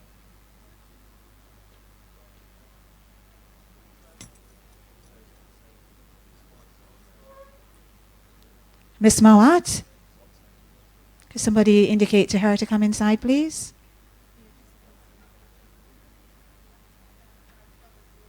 Would you like to do it for me? Thank you so much.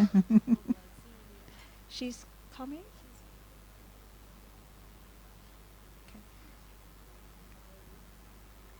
AV Vision. Marvalie Russell. A teacher extraordinaire, Marvalie has given over 30 years of her life to agriculture and scientific education. In 1997, she graduated from CASE with an Associate of Science degree in agriculture and continued to make huge strides, leading to a Master of Science degree in human nutrition from the University of the West Indies. Today, she is the head of the science department and the coordinator of the sixth form program at the St. Mary Technical High School. She also serves her community by establishing the Elliott Women Farmer JAS Group, which is now the Elliott Farmers Community Enterprise Limited. She currently produces health and wellness products such as aromatic teas, herbs, medication, and much more. Ladies and gentlemen, phenomenal woman, Marvalie Russell.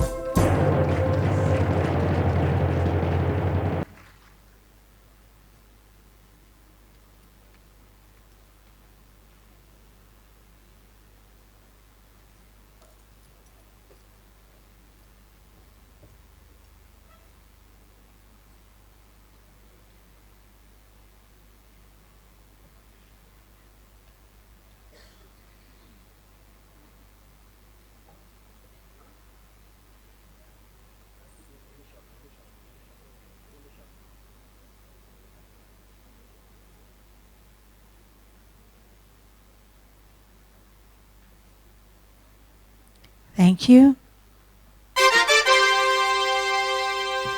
Lydia Tucker. Miss Mowat. Lydia Tucker hails from the parish of Portland in the community of Buff Bay. She attended the Fairfield All-Age School and the Marymount High School, later attending the College of Agriculture, Science and Education. The agricultural bug bit when she became immersed in farming activities along with her family. She holds an Associate of Science degree in General Agriculture and a bachelor's degree in Environmental Science. She joined the Coconut Industry Board over a decade ago and is now the Chief Technical Officer. She was the first female to accomplish this feat. She does extensive work with JAS, RADA, and the Jamaica 4-H clubs. Ladies and gentlemen, a phenomenal woman, Lydia Tucker.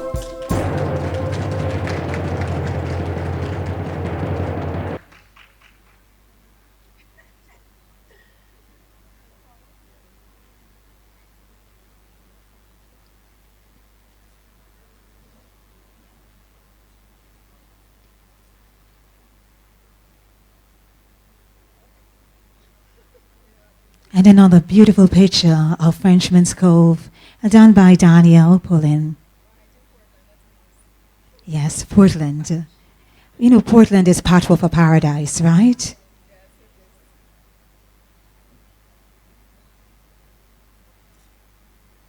Thank you so much.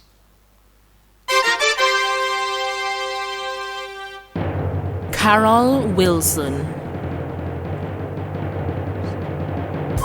Born in Manchester, she moved to Kingston to live with her adopted parents and was first exposed to agriculture by her adopted father. This ignited her love for farming, which resulted in her attending the Jamaica School of Agriculture, after which she was employed by the Ministry of Agriculture as an agricultural extension officer in the parish of St. Mary.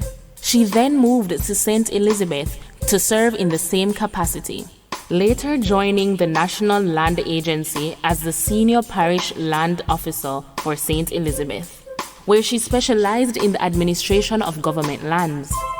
Carol has dedicated years to developing agriculture in the parish of St. Elizabeth. She has proven herself to be invaluable in the agricultural sector. Ladies and gentlemen, phenomenal woman, Carol Wilson. Miss Wilson was unavailable. Representing her is Miss Dudley from the JAS.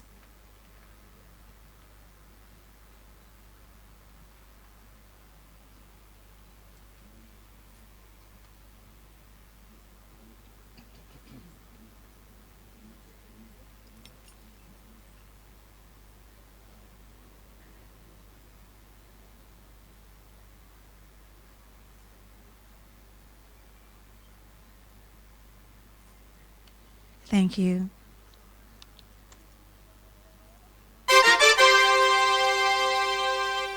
Miss Gabrielle Young. Born in the Twin Island Republic of Trinidad and Tobago, Gabrielle has always had a calling to care for animals.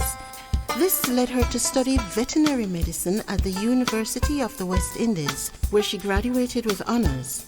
Shortly after graduation, she was offered a position to practice veterinary medicine at the JSPCA.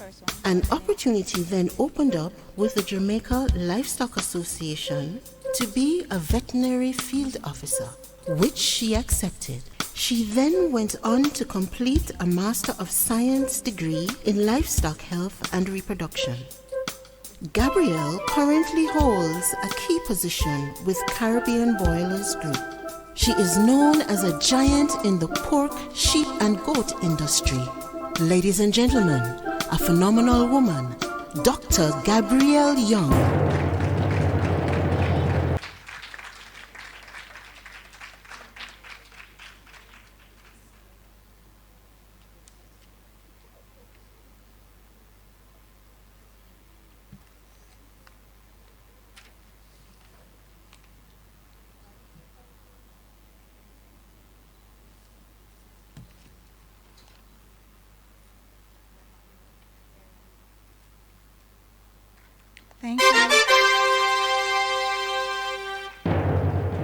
Winsome Crossdale Delaney.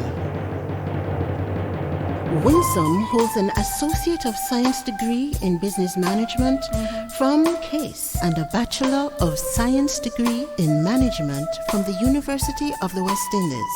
For the past 17 years, Winsome has established herself as a career financial service provider, operating in the microloans industry through the People's Cooperative Bank of Jamaica in the parish of Portland. She is a proud farmer and exporter of fresh agricultural produce. A third-generation farmer, she now operates Rio Grande Farms Exporters Limited.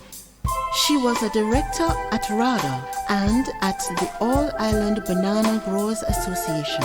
She has made significant contribution to her community. Ladies and gentlemen, a phenomenal woman, Winsome Crossdale Delaney. Miss Delaney is unavailably absent. Representing her, Miss Dudley from the JAS office.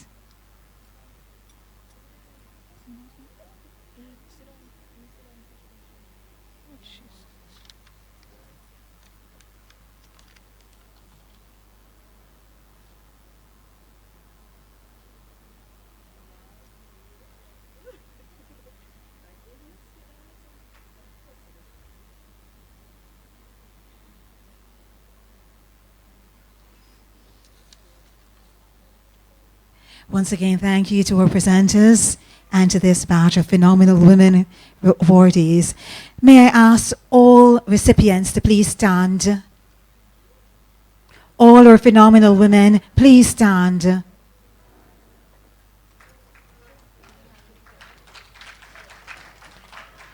A round of applause, please.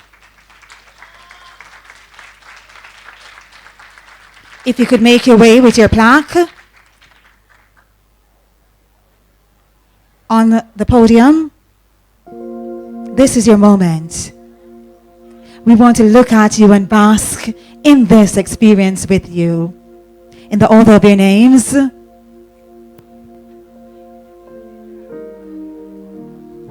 Miss Atkins, Miss Burgess, Miss Davis, Miss Bennett, Miss Dormer, Miss Edwards, Miss Johnson, Miss Laguerre, Miss McGregor, Miss Mackenzie, Miss Mighty, Miss Miller, Miss Morgan, Miss Murphy, Miss Russell, Miss Tucker, Miss Wilson, Miss Young. And we acknowledge those who couldn't make it. You can use to the curve.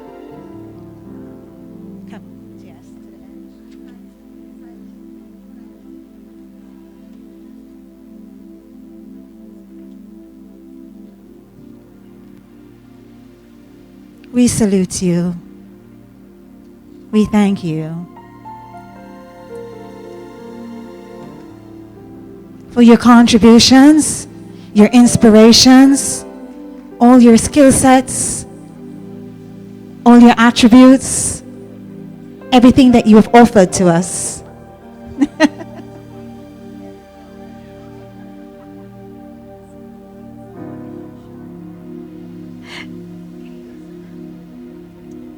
Oh, Lord. May we have a round of applause while they settle themselves on stage. All the recipients of 2022 Phenomenal Women. The reason why we're here today, we celebrate you.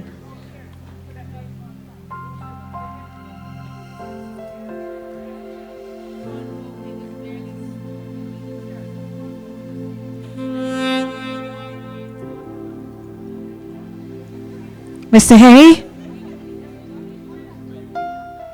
Mr. Hay? Warren?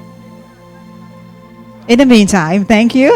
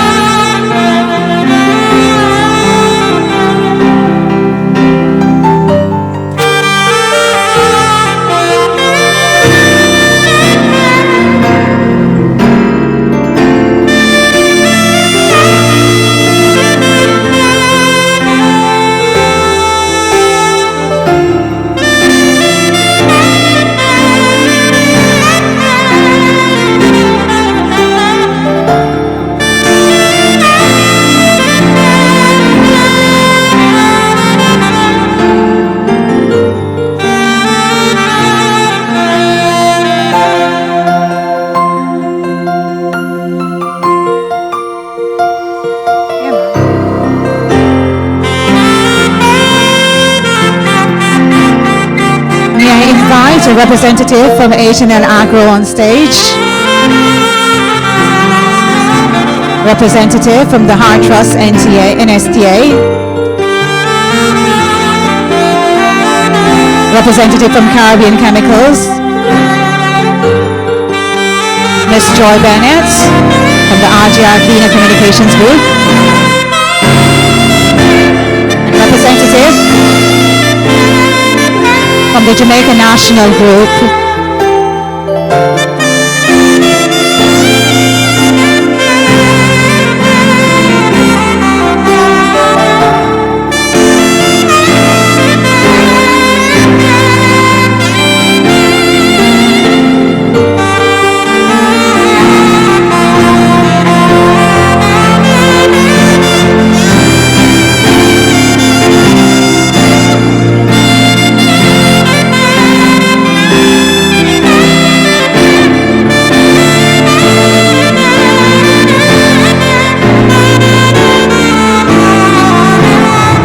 One thing, I'm going to ask everybody to give a big smile at the count of 3. 1, 2, 3.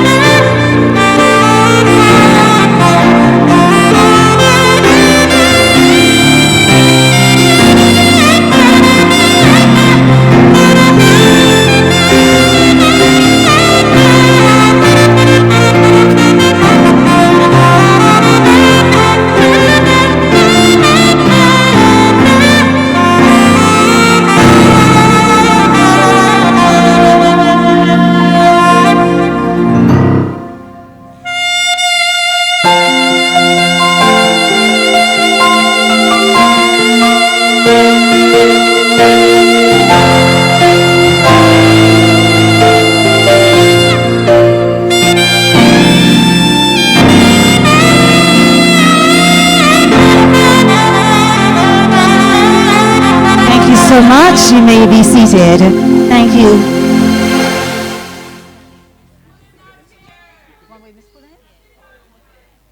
Miss Pullen, you're being requested.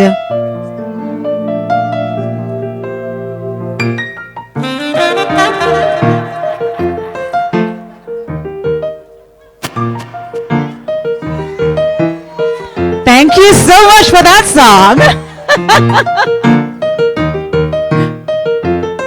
Special request to Miss Pullen.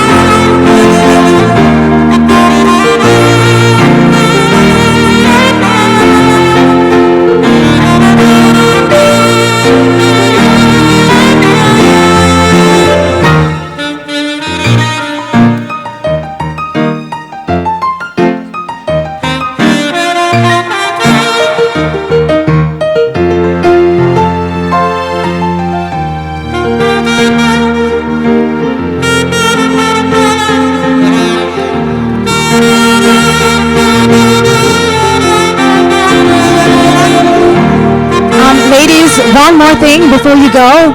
There's a special message for you that requires you to still be on stage. Won't be very long. It's a special surprise for you. Are we ready, AV Vision?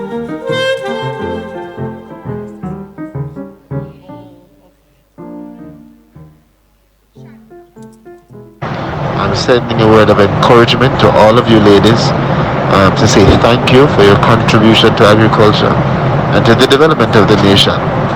As Minister, I'm looking forward to working together with you as we go forward. And I'm hoping, I know, that you will be an integral part of our Grow Smart, Eat Smart campaign. So all the best to you, and I'm hoping to meet all of you very, very soon. One love. That was your Minister, Honorable Colonel Charles Jr. He's on his way from Costa Rica and took the time to send you that special message. Big up yourself. Our Phenomenal Women 2022. Applause. Thank you, ladies.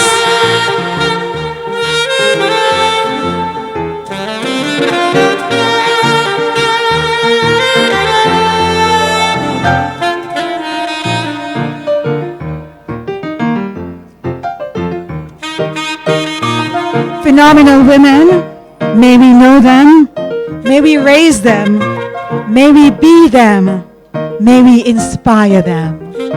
Ladies and gentlemen, thank you, thank you, thank you so much. But it's not over yet. It's not over yet. Can I invite on stage with me to make a few presentations Miss Paulette Wright, Phenomenal Woman Recipient 2021. Miss Wright?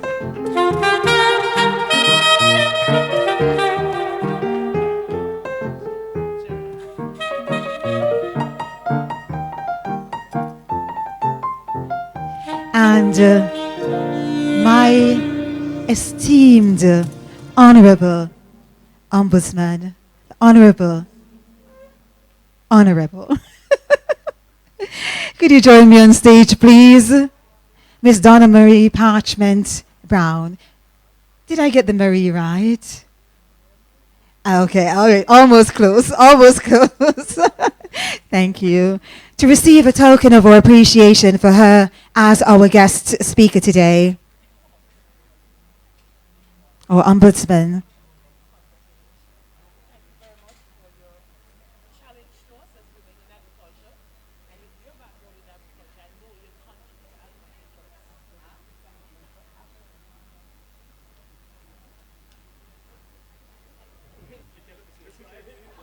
May I have a word of applause, please?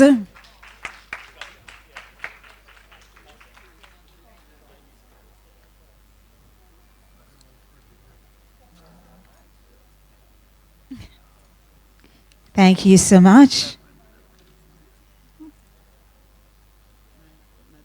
May I ask Miss Nia White to join me on the podium, please, to do this next presentation. And I ask Reverend Wilkins, please, can you join us on stage, please? Our devotion this morning was excellent, and God's grace is definitely with us. We thank you.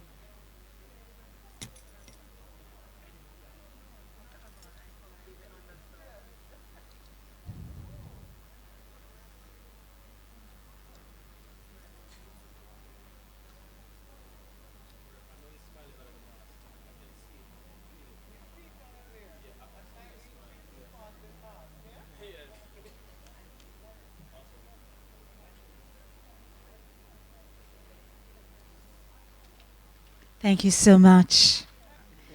May I now ask Miss Danielle Pullin to join me on stage? And remember, Danielle is the artist who provided those lovely pieces. That awesome token is done by her. Thank you. She deserves it. Phenomenal woman on the rise. And she presenting to another phenomenal woman who wears many hats, many caps. Today she was facilitator as well as recipient. Please make way for Miss Althea Mackenzie on stage.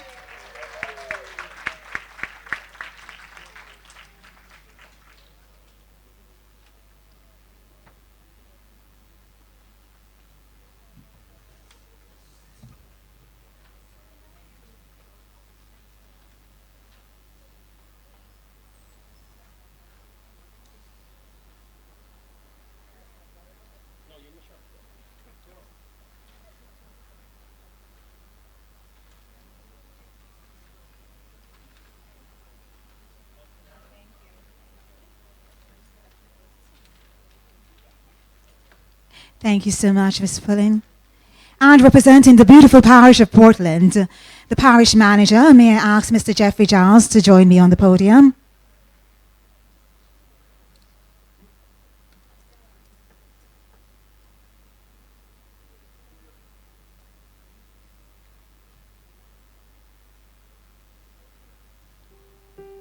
and I'm just going to follow instructions and stand beside you.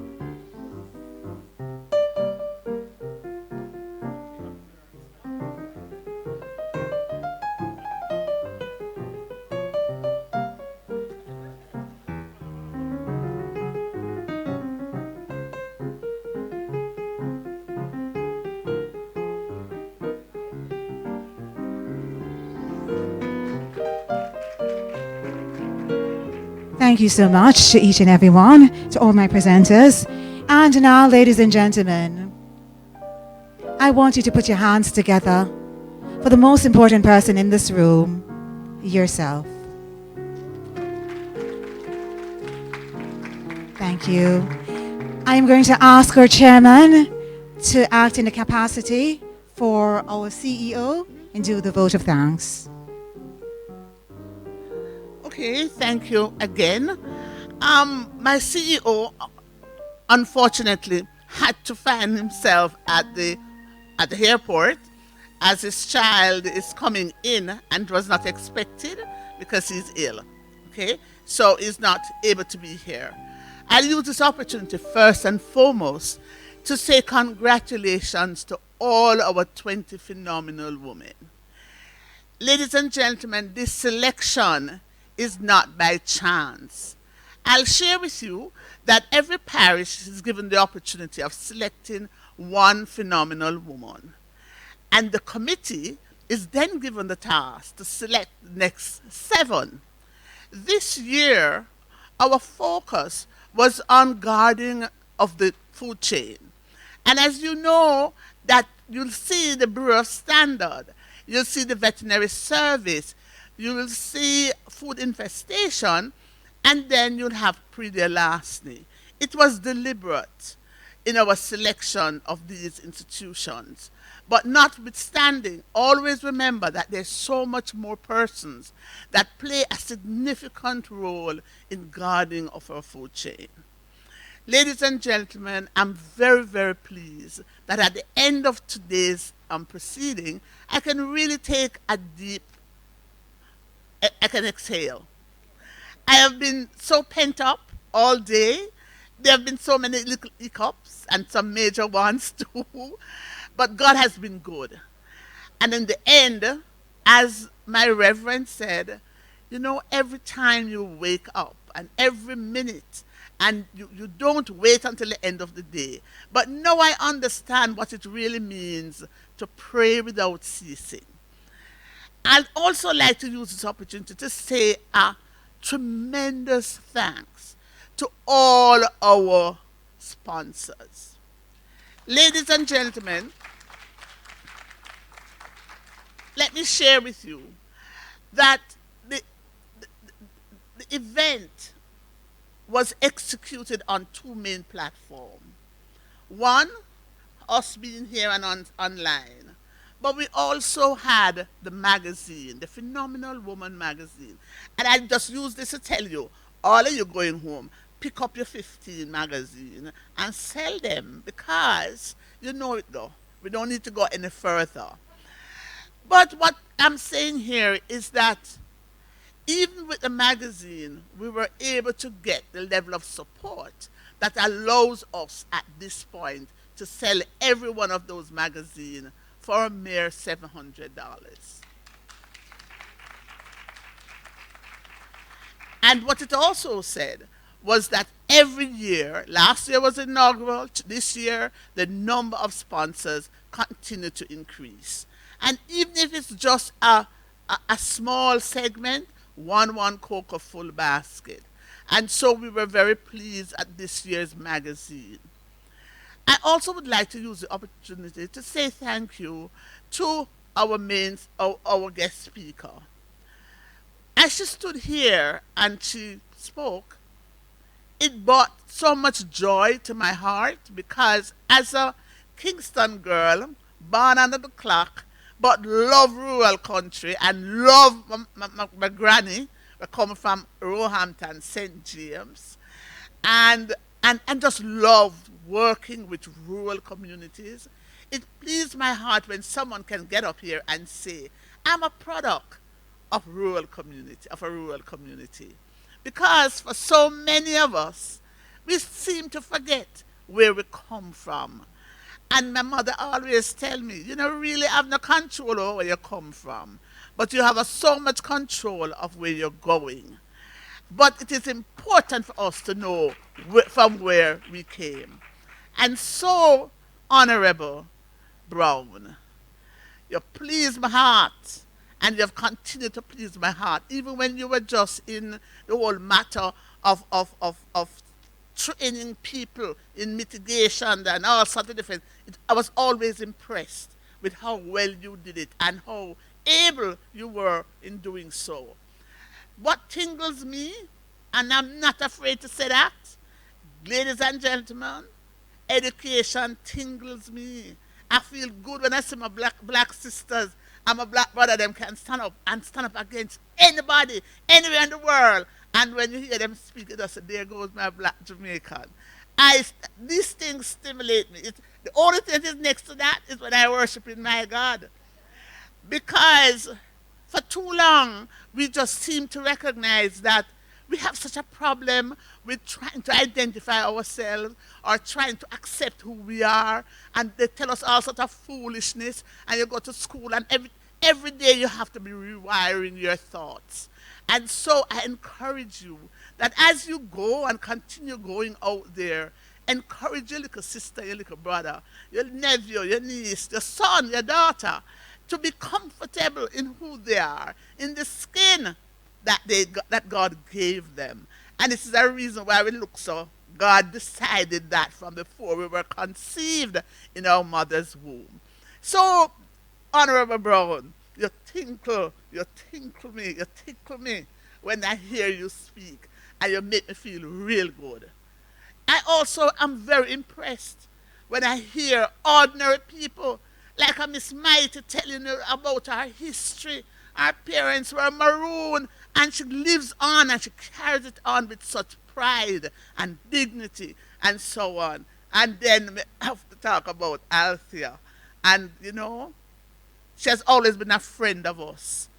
Even without money, she has never ever charged me when she comes here to be an MC at this program. Never. She gives it with all. Because she's a country girl, she understands the thing, and it means something to her. And so today I stand here telling every single individual thanks. I also want to use the opportunity to say, and it's not that I care not anything about Heart. Heart came on for the very first time, and them turn up. They did not.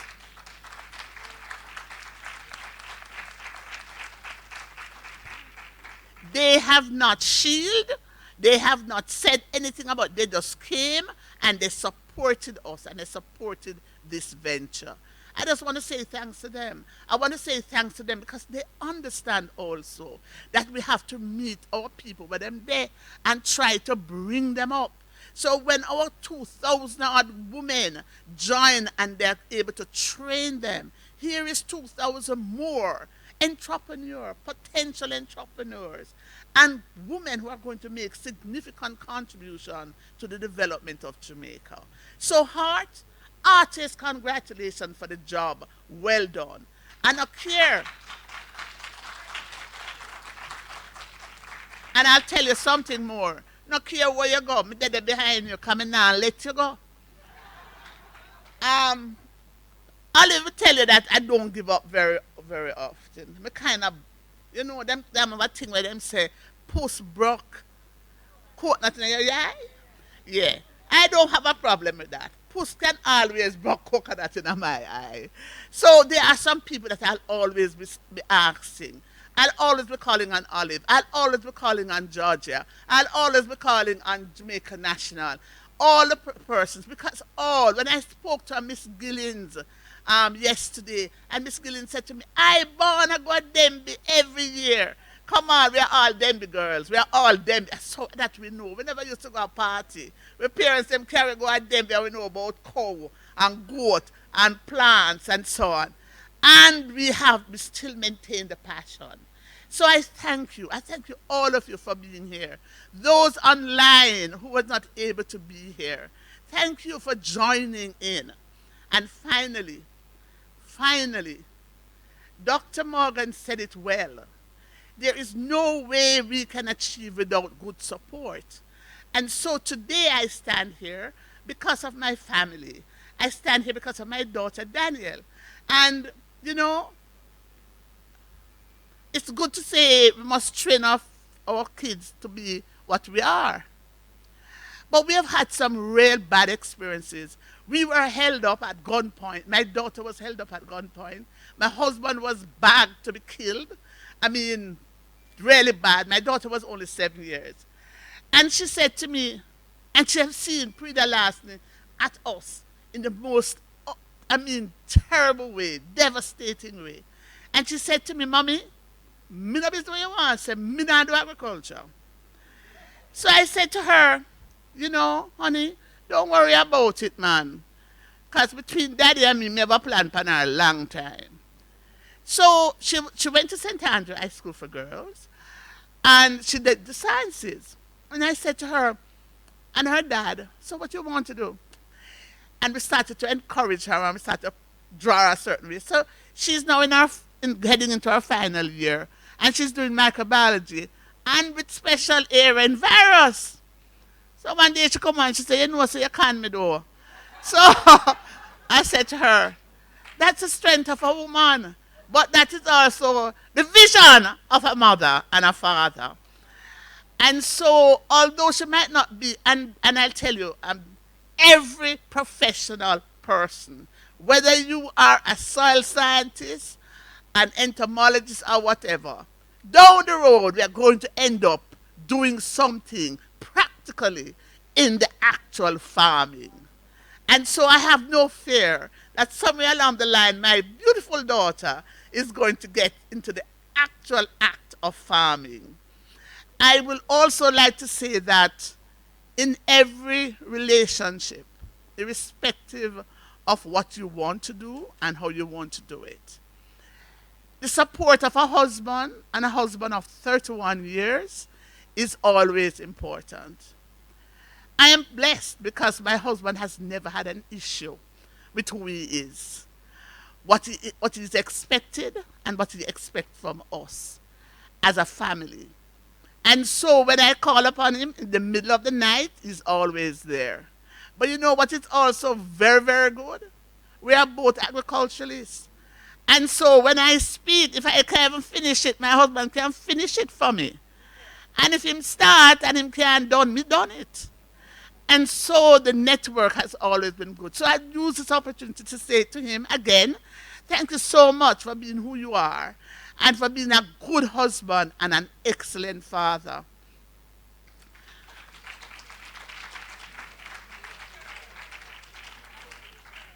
And finally, Reverend Wilkins, how far where I come from, and many mornings, enough laughter, and so on.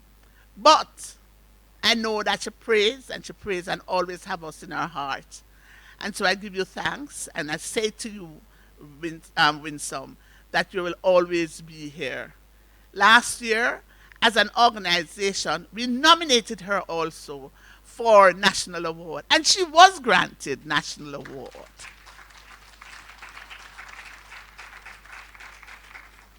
The minister, Charles, was not able to be here, but he did send Mr. Witter, Minister of State, and he did very well. And he had to leave, but he was able to be with us, and we were happy to have had him. He's also a son of the soil. He understands what we are talking about. But let me tell you, as phenomenal women, we have to stand up, we have to be seen and become visible. And we have to work together to ensure that the agriculture sector really replicates and do the things that we need to do. Build on the things that we have had here that have been good and good for many people over the years. Continue to do and continue to strive. I'll see you again, hopefully,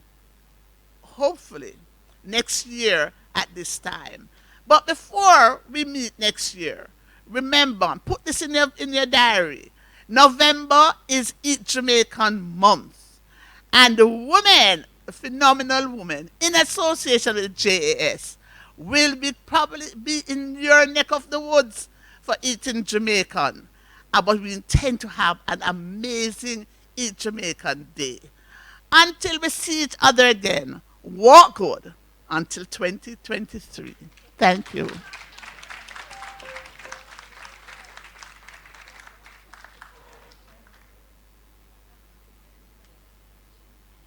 Janet Pullen, Chairman.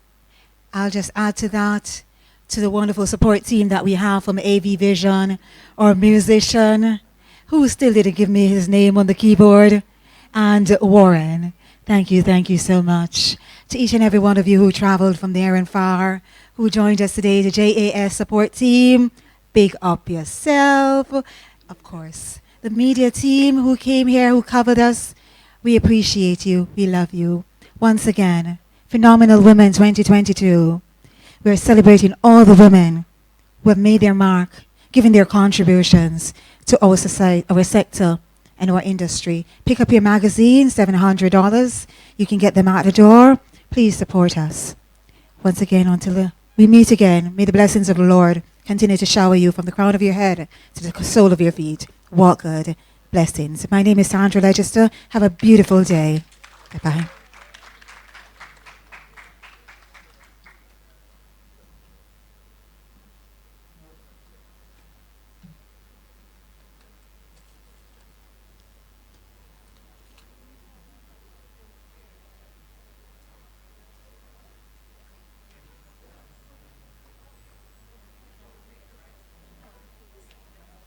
Just a little bit of housekeeping. You're free to use the podium to do your photo ops. You are also entitled to a fruit from the bowl on your table. We know we love to share, so each of you can take one. Leave the bowl, please, and thank you. Take the fruit.